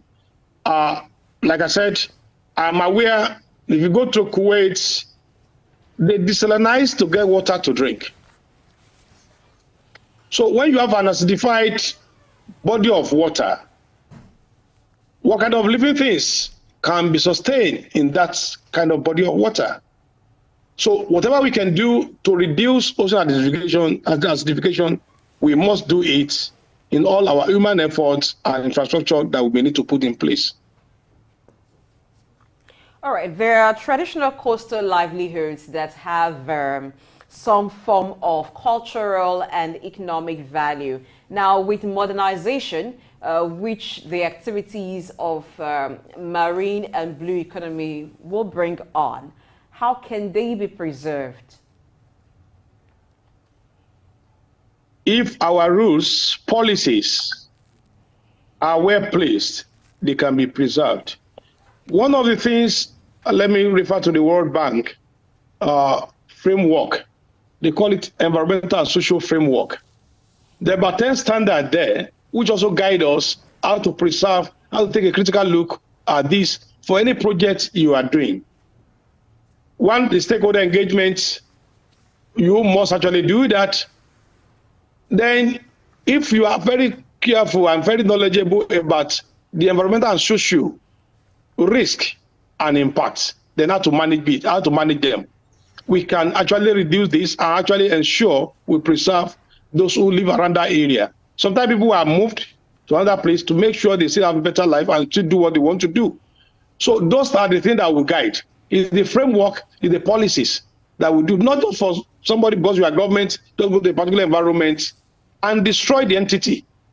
Abandon the people because they are local, because they don't have voice any longer.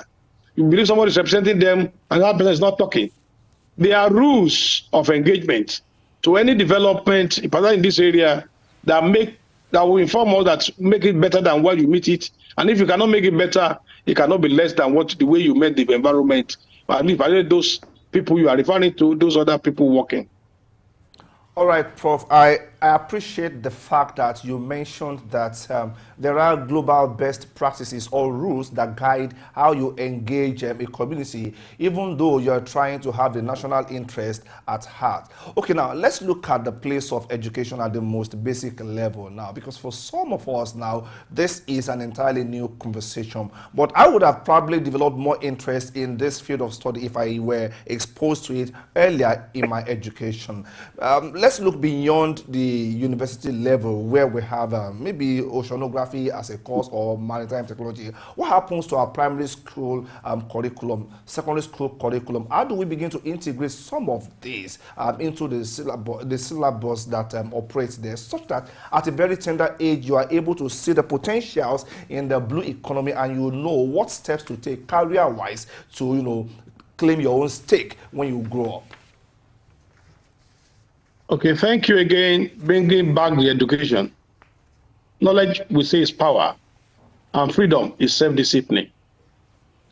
Right, bringing the issues of environment, marine, water studies to the lower level, primary school, secondary school, a good idea. In the elementary biology, they will touch some of this. But when you come down to the level of primary school in particular, let me assure you, we can do that. We could create competition from the beginning for the children to actually start having interest, because they will only grow with the environment they live and with the content of that environment and their exposure. They can read all the books, watch all the videos, and so on. Putting it into practice becomes difficult.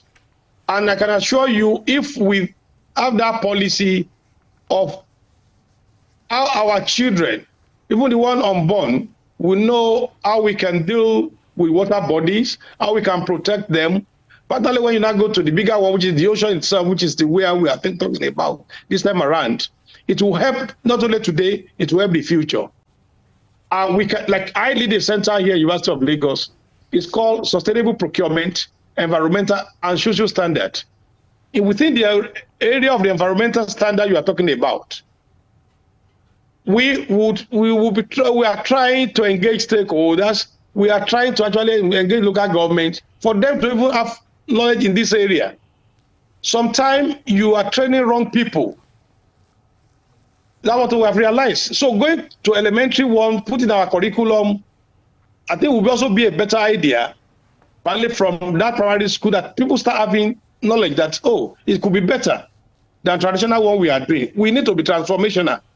And that means we won't totally leave the transactional thing, but thinking new idea that will have that human value and human face. And these children are more important. Let me say to you, for these days, they are more intelligent than those of us who have been there, because they can put two together and get a proper solution. So for me, I also support bringing those at least elementary things to the lower level for people to see. Unfortunately, sometimes we overload these children with many knowledge at that level, and then it also lead to confusion. So water is life. That's what I know, and that's what I play, and that's what I do. And if truly water is life, water and its environment and whatever is related to it, marine in particular, can be introduced at those elementary level. Water is life, and if anybody wants to actually live a good life, is to actually know more about water and its environment. Once again, thank you. All right, Prof, as we wrap up the discussion, we've talked about different aspects of marine and blue economy. Now, all of this, or most of it, would take a lot of investment. It will also demand technology. So, but among them, are there some that are low-hanging fruits that quickly the ministry can plug into and Nigeria can begin to reap the gains? Beyond fishing, which seems to be the oldest of them that Nigeria has been utilizing? Yeah, thank you. Tourism is there. You have seen, if you say beyond fishing, you can go to a local environment just because they are traditional the way they are. It's enough to draw people to come and see the way things are before you change it. Like I've mentioned the Massa and FPA severally. They are through transportation system. People can also invest. Not necessarily the government. People have license to operate, and they operate with security guarantee and so on, and also provide their own security. So there are a lot of low-hanging fruits that we can tap into. And those who want to invest, right, those the locals. If you go to the trade zone where Dangote is building refinery, things have changed. People are changing. There are a lot of what we call the small business that are growing around them. So we have the advantage now for people to do that. So apart from fishing, like you did mention, tourism is a great thing that can be actually tapped into. My colleague mentioned earlier, oh, the beach, some people are afraid of water. Many want to come around the water. Even when you have just ordinary hotel, when they say ocean view, sea view, the price is different from you looking at the other side. So I will support all this low-hanging one that individuals can even go into, actually get a good results. I need to actually attend other meeting now because they are already yearning. All right, thank you very much. Thank you. Thank you. Thank you. We've been speaking with Professor James Akomo, who is a professor of water resources and environmental engineering, and he has extensively dealt with how we can, explore the potentials or unlock the potentials of the blue economy. Thank you very much, sir, for coming on the show. We value your I appreciate you. Thank you. Thank you so very much. Thank you so much. Thank you so much. Thank you.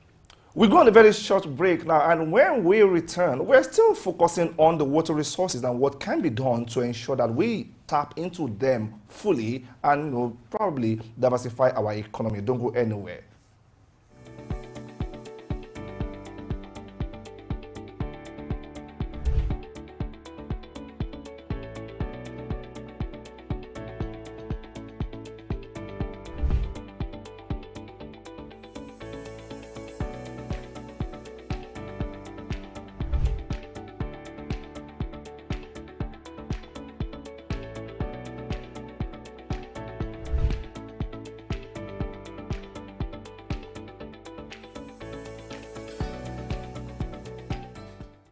Leadership is basically built on trust.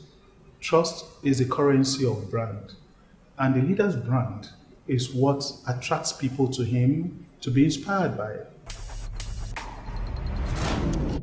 Trust is the currency of brand, And the leader's brand is what attracts people to him to be inspired by it. And that trust is built on three key pillars. And the first one is basically being your true authentic self or your credibility. And the Greeks call that your ethos. The second one is the rigor of your logic, the soundness of your discourse. And that's the Greeks called logos. And the third one is your empathy. And that empathy the Greeks call pathos.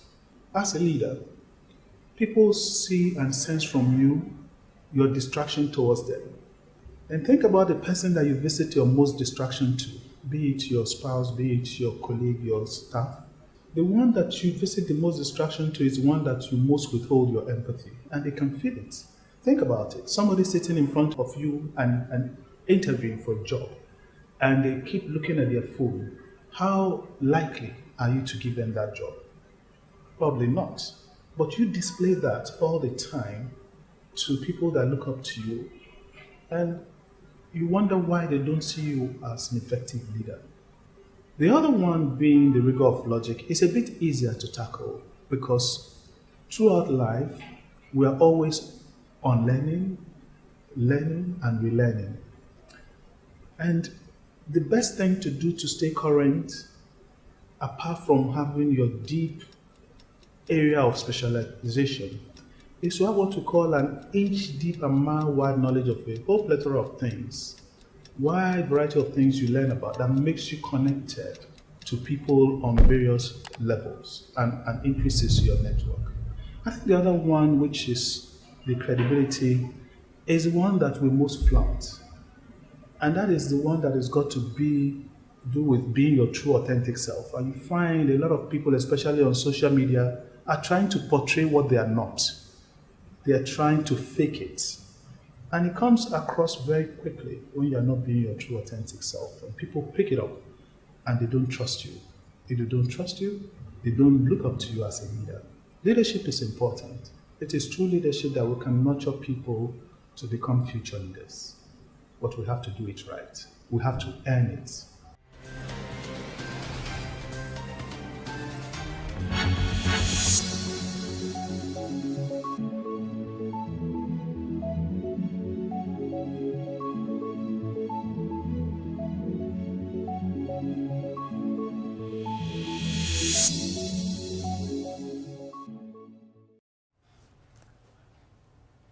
Thank you very much, Austin Okiri, for those wonderful tips talking about the rigor of logic and empathy. How much of empathy do you display to your staff as an employer? How much of empathy do you even display to your customers? Making them know that you care about their well-being, you care about them beyond getting money from them. Yes, when they come to patronize you, those are key things that every business person, every leader should know. Now moving back to the focus for the day, which is marine and blue economy. There are other aspects of the marine and blue economy that we have not yet extensively talked about. One of them is fishery and aquaculture. Now, when you talk about marine economy, one of the oldest forms of, one of the oldest aspects of marine and blue economy that the world has really explored is fishery, because it comes almost natural to those within coastal areas. It is a major form of livelihood for them at that area. And it also provides, is a source of food for not just people within that area, but so many others. A lot of us know how we love fishes, and we want to have different types of fishes. We want to consume different types of fishes. Now, when we began the discussion earlier on the show today, it also talked about going to fish markets and you finding fishes from different cultures, different countries rather. You find fishes from Australia, you find fishes from different countries, and some of us have developed preference for some of this. But bringing it home now, when we talk about exploring the potentials that Nigeria has in marine and blue economy, how are we going to develop that sector that it goes just beyond the small level or the low scale that we are doing it now into becoming really commercializing it and having the gains. Now, when we talk about aquaculture, it also talks about investing aquatic organisms for various purposes. In this part of the world, we have different kinds of fishing. There are some that are done for recreational purposes, like a sport. And that kind we've seen in the Argungun Festival, where people go into the waters competing, and then they bring out different kinds of fishes that are weighed on a scale. So those who were able to catch very, very big sizes fishes seem to win in that competition. So there are sports like that, there are recreational activities like that. These are some of the things that Nigeria can actually tap into, and then we can make some economic gains out of it. Well, thank you for that extensive lecture on fishery and aquaculture. We did it actually. Let me just start on a very jovial, manner. I do remember that for several years in my life, and really, I was believing that fish comes from heaven. Have you heard that before? Oh, really? Yes. The first time, and it's almost knocking me off my feet. Oh, no, really. No, if you grew up in this part of the country, you would have heard that song by Ebenezer Obey or Lejate Wasaye, as in that fishes actually come from heaven. And trust me, some of our mothers would come out during the rain and tell you they can find fishes dropping from heaven. But it took me a while to Could that thought have emerged from the fact that the sky is blue and the ocean is blue? I wouldn't really know. But then, after a while, and I encountered knowledge, real knowledge, practical knowledge, I realized the fact that maybe fishes don't come from heaven, and there is a whole lot. It's an intentional farming. Fishing is a form of farming. You did mention aquaculture earlier, yes. And you were asking the professor a particular question, which is about replenishing the resources in the water bodies that we will, by the reason of this blue economy, exploit. If you come to forest reservation or conservation, they will say, okay, when you uproot one tree, you plant 10 back. But when you catch a fish, how many do you put back into the ocean? And do you even have the requisite skills and knowledge to ensure that you put back more fingerlings into the ocean, or in a particular incubated system where you can have them, multiplying? These and more are some of the issues we'll be looking at as we engage a professional who will be joining us via Zoom. But then before he joins the show today, you were looking at you were talking about the economic benefits of fishery. All you need to do is go to Oyinbo Market and see a lot of people. Yes, Oyinbo is very close to us here on Broad Street. Go there and see a lot of people whose livelihoods depend essentially on what comes from the water bodies in the form of fish. And Lagos in particular, I think if Lagos decides to do its own fishing festival, you'll be shocked at the species that will come out of the ocean, because I get to see a lot of fish species here that I don't get to see anywhere else I've been to in my life so far. So there are families that depend largely on this, and there are things they can do to better their lot without necessarily depleting the ecosystem. So we'll be looking at this also. Yes, you're very correct when you mentioned that there are some species of fishes found in Lagos that you barely find anywhere else except they're imported. Now, I think when we talk about the economic gains of the fishery and fishery and aquaculture, we've not really tapped into it. We're doing it small scale. It's more like peasant farming, one person farming for himself, subsistence farming, one person farming for himself and his family, and then we're talking about mechanized farming. It's the same thing as fishing. If within a country we have some species of fish in Lagos that are not found anywhere else, it tells you that we've not gone into it large scale to be able to invest the quantity of fish in different species that will go around nationwide, and we can even begin to export, because some of the kinds of fish that are consumed in Nigeria are imported. You have those who sell fish, that frozen fish. A lot of times that people have talked about fish being expensive is because they are imported, and when they import them, they don't come fresh. They are preserved, they are frozen. You can't compare those kind of fish with the ones that are gotten fresh out of the water. So these are some of the areas that the Marine and Blue Economy Ministry should be looking at. How do we promote this on a large scale? Are there ways, are there new technology, new methods of doing this? The countries have explored, countries that are known for exporting fishes. What have they done? How have they come by their success story? It's part of the things that the new ministry should be looking at as a way of setting an agenda for them. And then also talking about aquaculture. Yeah, it is not really a thing here, though it is done, but not really a big thing here. Now, I once saw a movie where there were some people, particularly, they looked like not really Asians, but some of them looked like Philippines and people from that area that were really into the farming of seaweed. Now, around this part of the country, we've not looked at those areas. Vegetation on water, plants that grow on water, are there economic benefits of them? Can we go into that? You know, these are some of the things that we should be looking at. Yes. I know that some parts of our waters have suffered heavily from activities of pollution. They've been heavily polluted. Can we begin to clean up them? Can we begin to sensitize those who live on the coastal areas of these benefits, of things they can do beyond fishing? Yeah, I do appreciate the fact that you mentioned the fact that we've not looked at the water plants, which biology, at least at the elementary level, calls hydrophytes. There are hydrophytes, plants that can survive on water. We have them plenty. But then beyond that, when we talk about aquaculture in this part of the world, a lot of people just think in the context of fishes only. Fishes are not the only aquatic organisms that add to the splendor of our coastal bodies. We talk about, we may not find them here. There is one, the octopus that predicts matches, football matches. See, the way Nigerians react when they encounter a new aquatic organism is funny.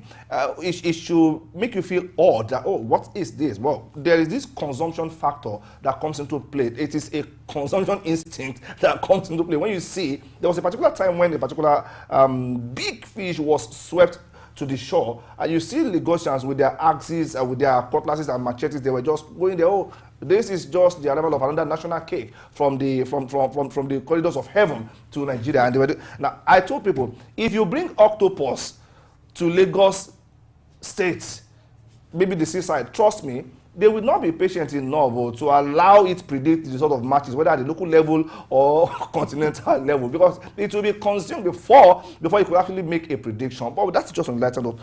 We will be taking a very short break. Now, when we come back, we'll look extensively into some of these issues around fisheries and aquaculture. Hopefully by then, our guests will be ready to join us via Zoom. Don't go anywhere.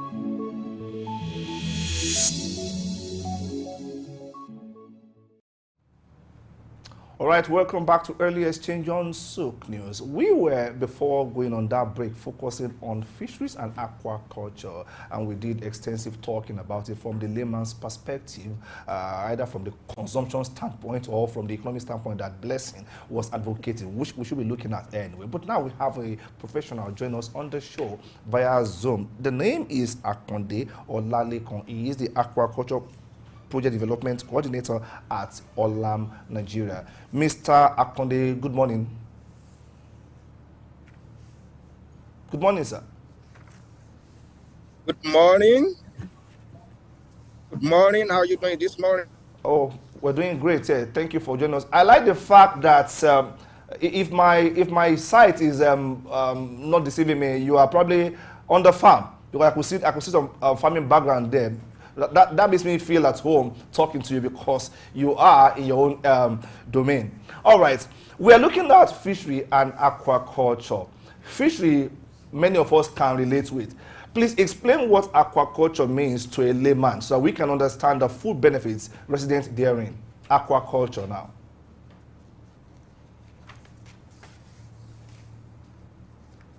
Thank you very much.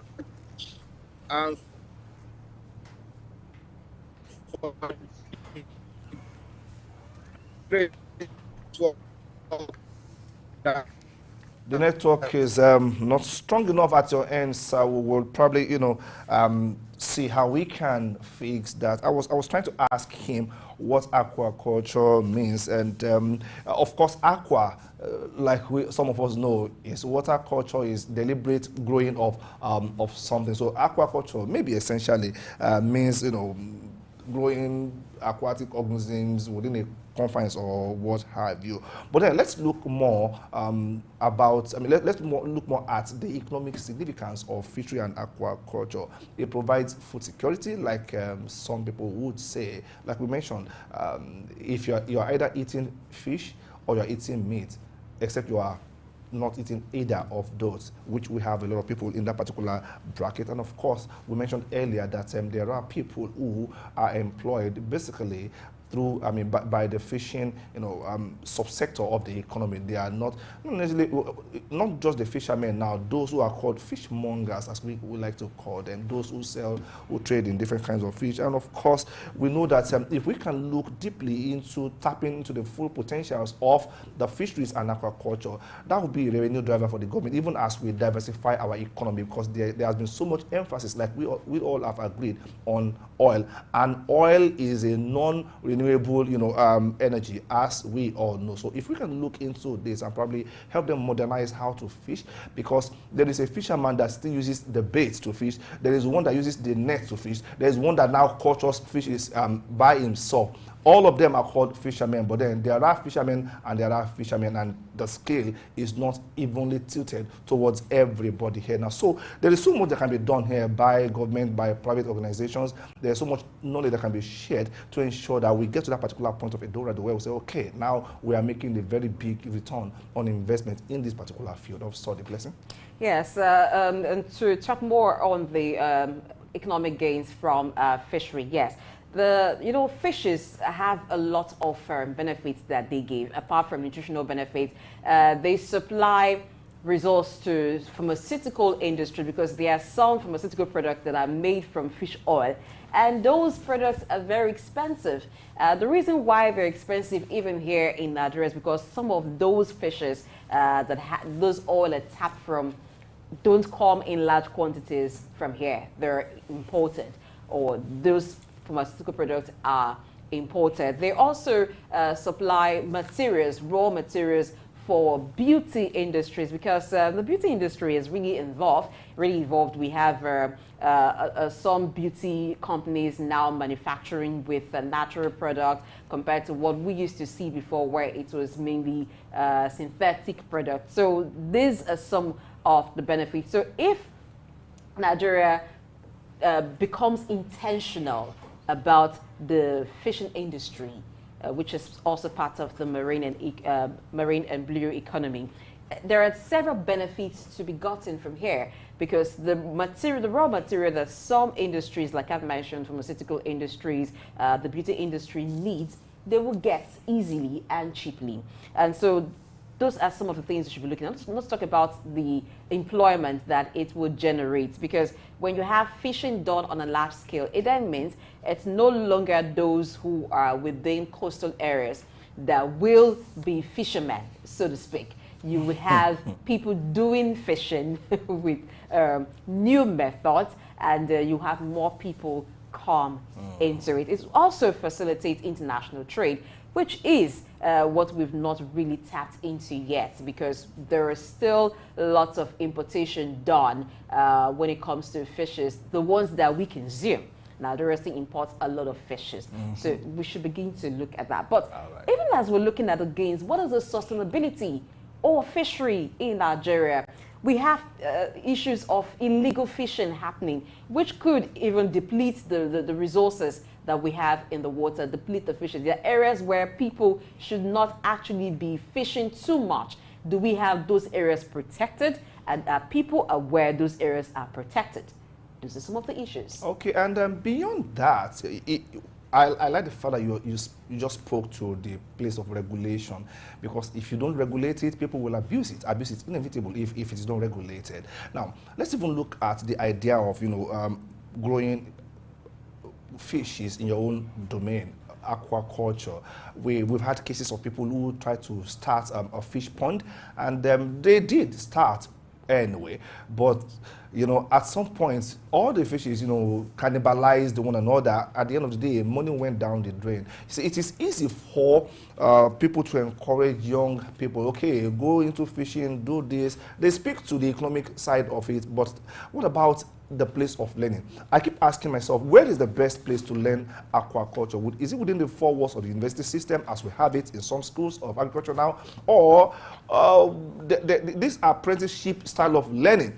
And why am I saying this? At some point, I have had to encounter the tales of so many agri graduates who went into fishing armed by the knowledge that they had from the four walls of the classroom. But then when they got to the field, they realized that the classroom and the fish room, so to speak, operate on two different rules entirely. And so in just a matter of time, their investments went down the drain, because they really didn't understand the practicality of what they were going into until they went to those local farmers, the ones you would typically ignore and say, no, because they look dirty, maybe because they are stinking. Of course, fish business is not a very tidy business. When you go there, you stink of it, until they ignored the stinking nature of the entity, and they went to meet them and consult with them. Then they were given the secret of doing it, and now some of them are doing it profitably well. So I begin to ask myself, should we have a kind of arrangement whereby even after your school, of course, schools of agriculture will tell you that, okay,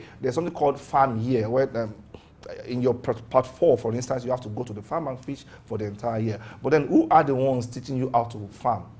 Still lecturers, many of whom have only textbook knowledge of farming, whether crop farming or fish farming. And then what you don't have, you can't give, because fishery is not a textbook thing. It is more of an on-field thing. So maybe after your so-called school years in the School of Agriculture and your farm year, as the case maybe, you should still go to these local farmers, fish farmers, who know how they've been doing it before you even started going to school, and they will show you the way forward. Humility to learn is the first step to taking advantage of their body of knowledge. That's the way I see it. Aya, you've often talked about having this gown to town approach, yes, where those in the institutions are supposed to teach those who are artisans of new ways of doing things. But here we find that the reverse is the case. We find those in the town now teaching the gown how things are done. Now, if you talk about students of agriculture after school year going over to the local fishermen, for instance, when we look at fisheries and aquaculture industry, going to local fishermen to learn how fishing is done, I think that would not take us far. It won't take us far, because there are new researches around this that would even guide the local fishermen on improved way of doing things and becoming more productive and more efficient. So we should be looking at having researches done that would promote quality and sustainable fishery and aquaculture in Nigeria than just going over to learn, oh, if you want to fish, maybe this is the kind of net you should get, this is how you wait, this is how you throw the net into the water. Those are crude ways and limited ways of doing these things. So yes, there is need for synergy, but I think the approach should not just be about going to learn how it's been done from the age of our forefathers, because times have changed. Yeah, times have changed and methods have changed. I agree with you. And in this case now, yes, the governments and investors can be very intentional.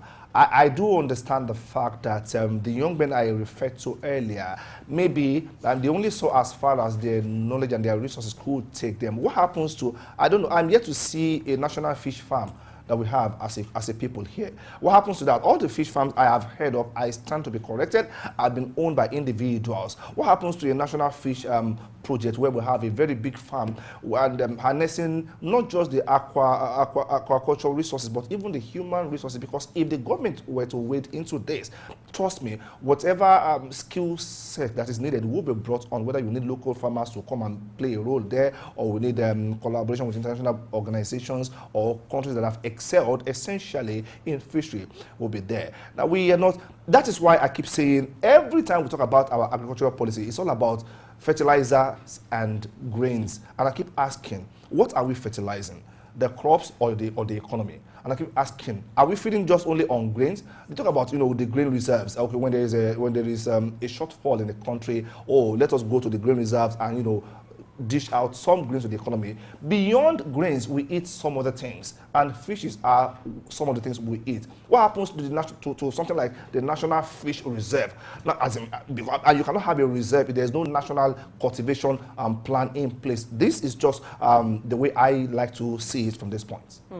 All right, because I've talked about there are new ways of doing things, it means that there are innovations that could help in actually reaping the gains of marine and blue economy. We're going to quick break. On the return, we'll look further into those innovations and technological developments that would help in this kind of economy. Don't go anywhere. It's still Early Exchange on Sook News. Stay.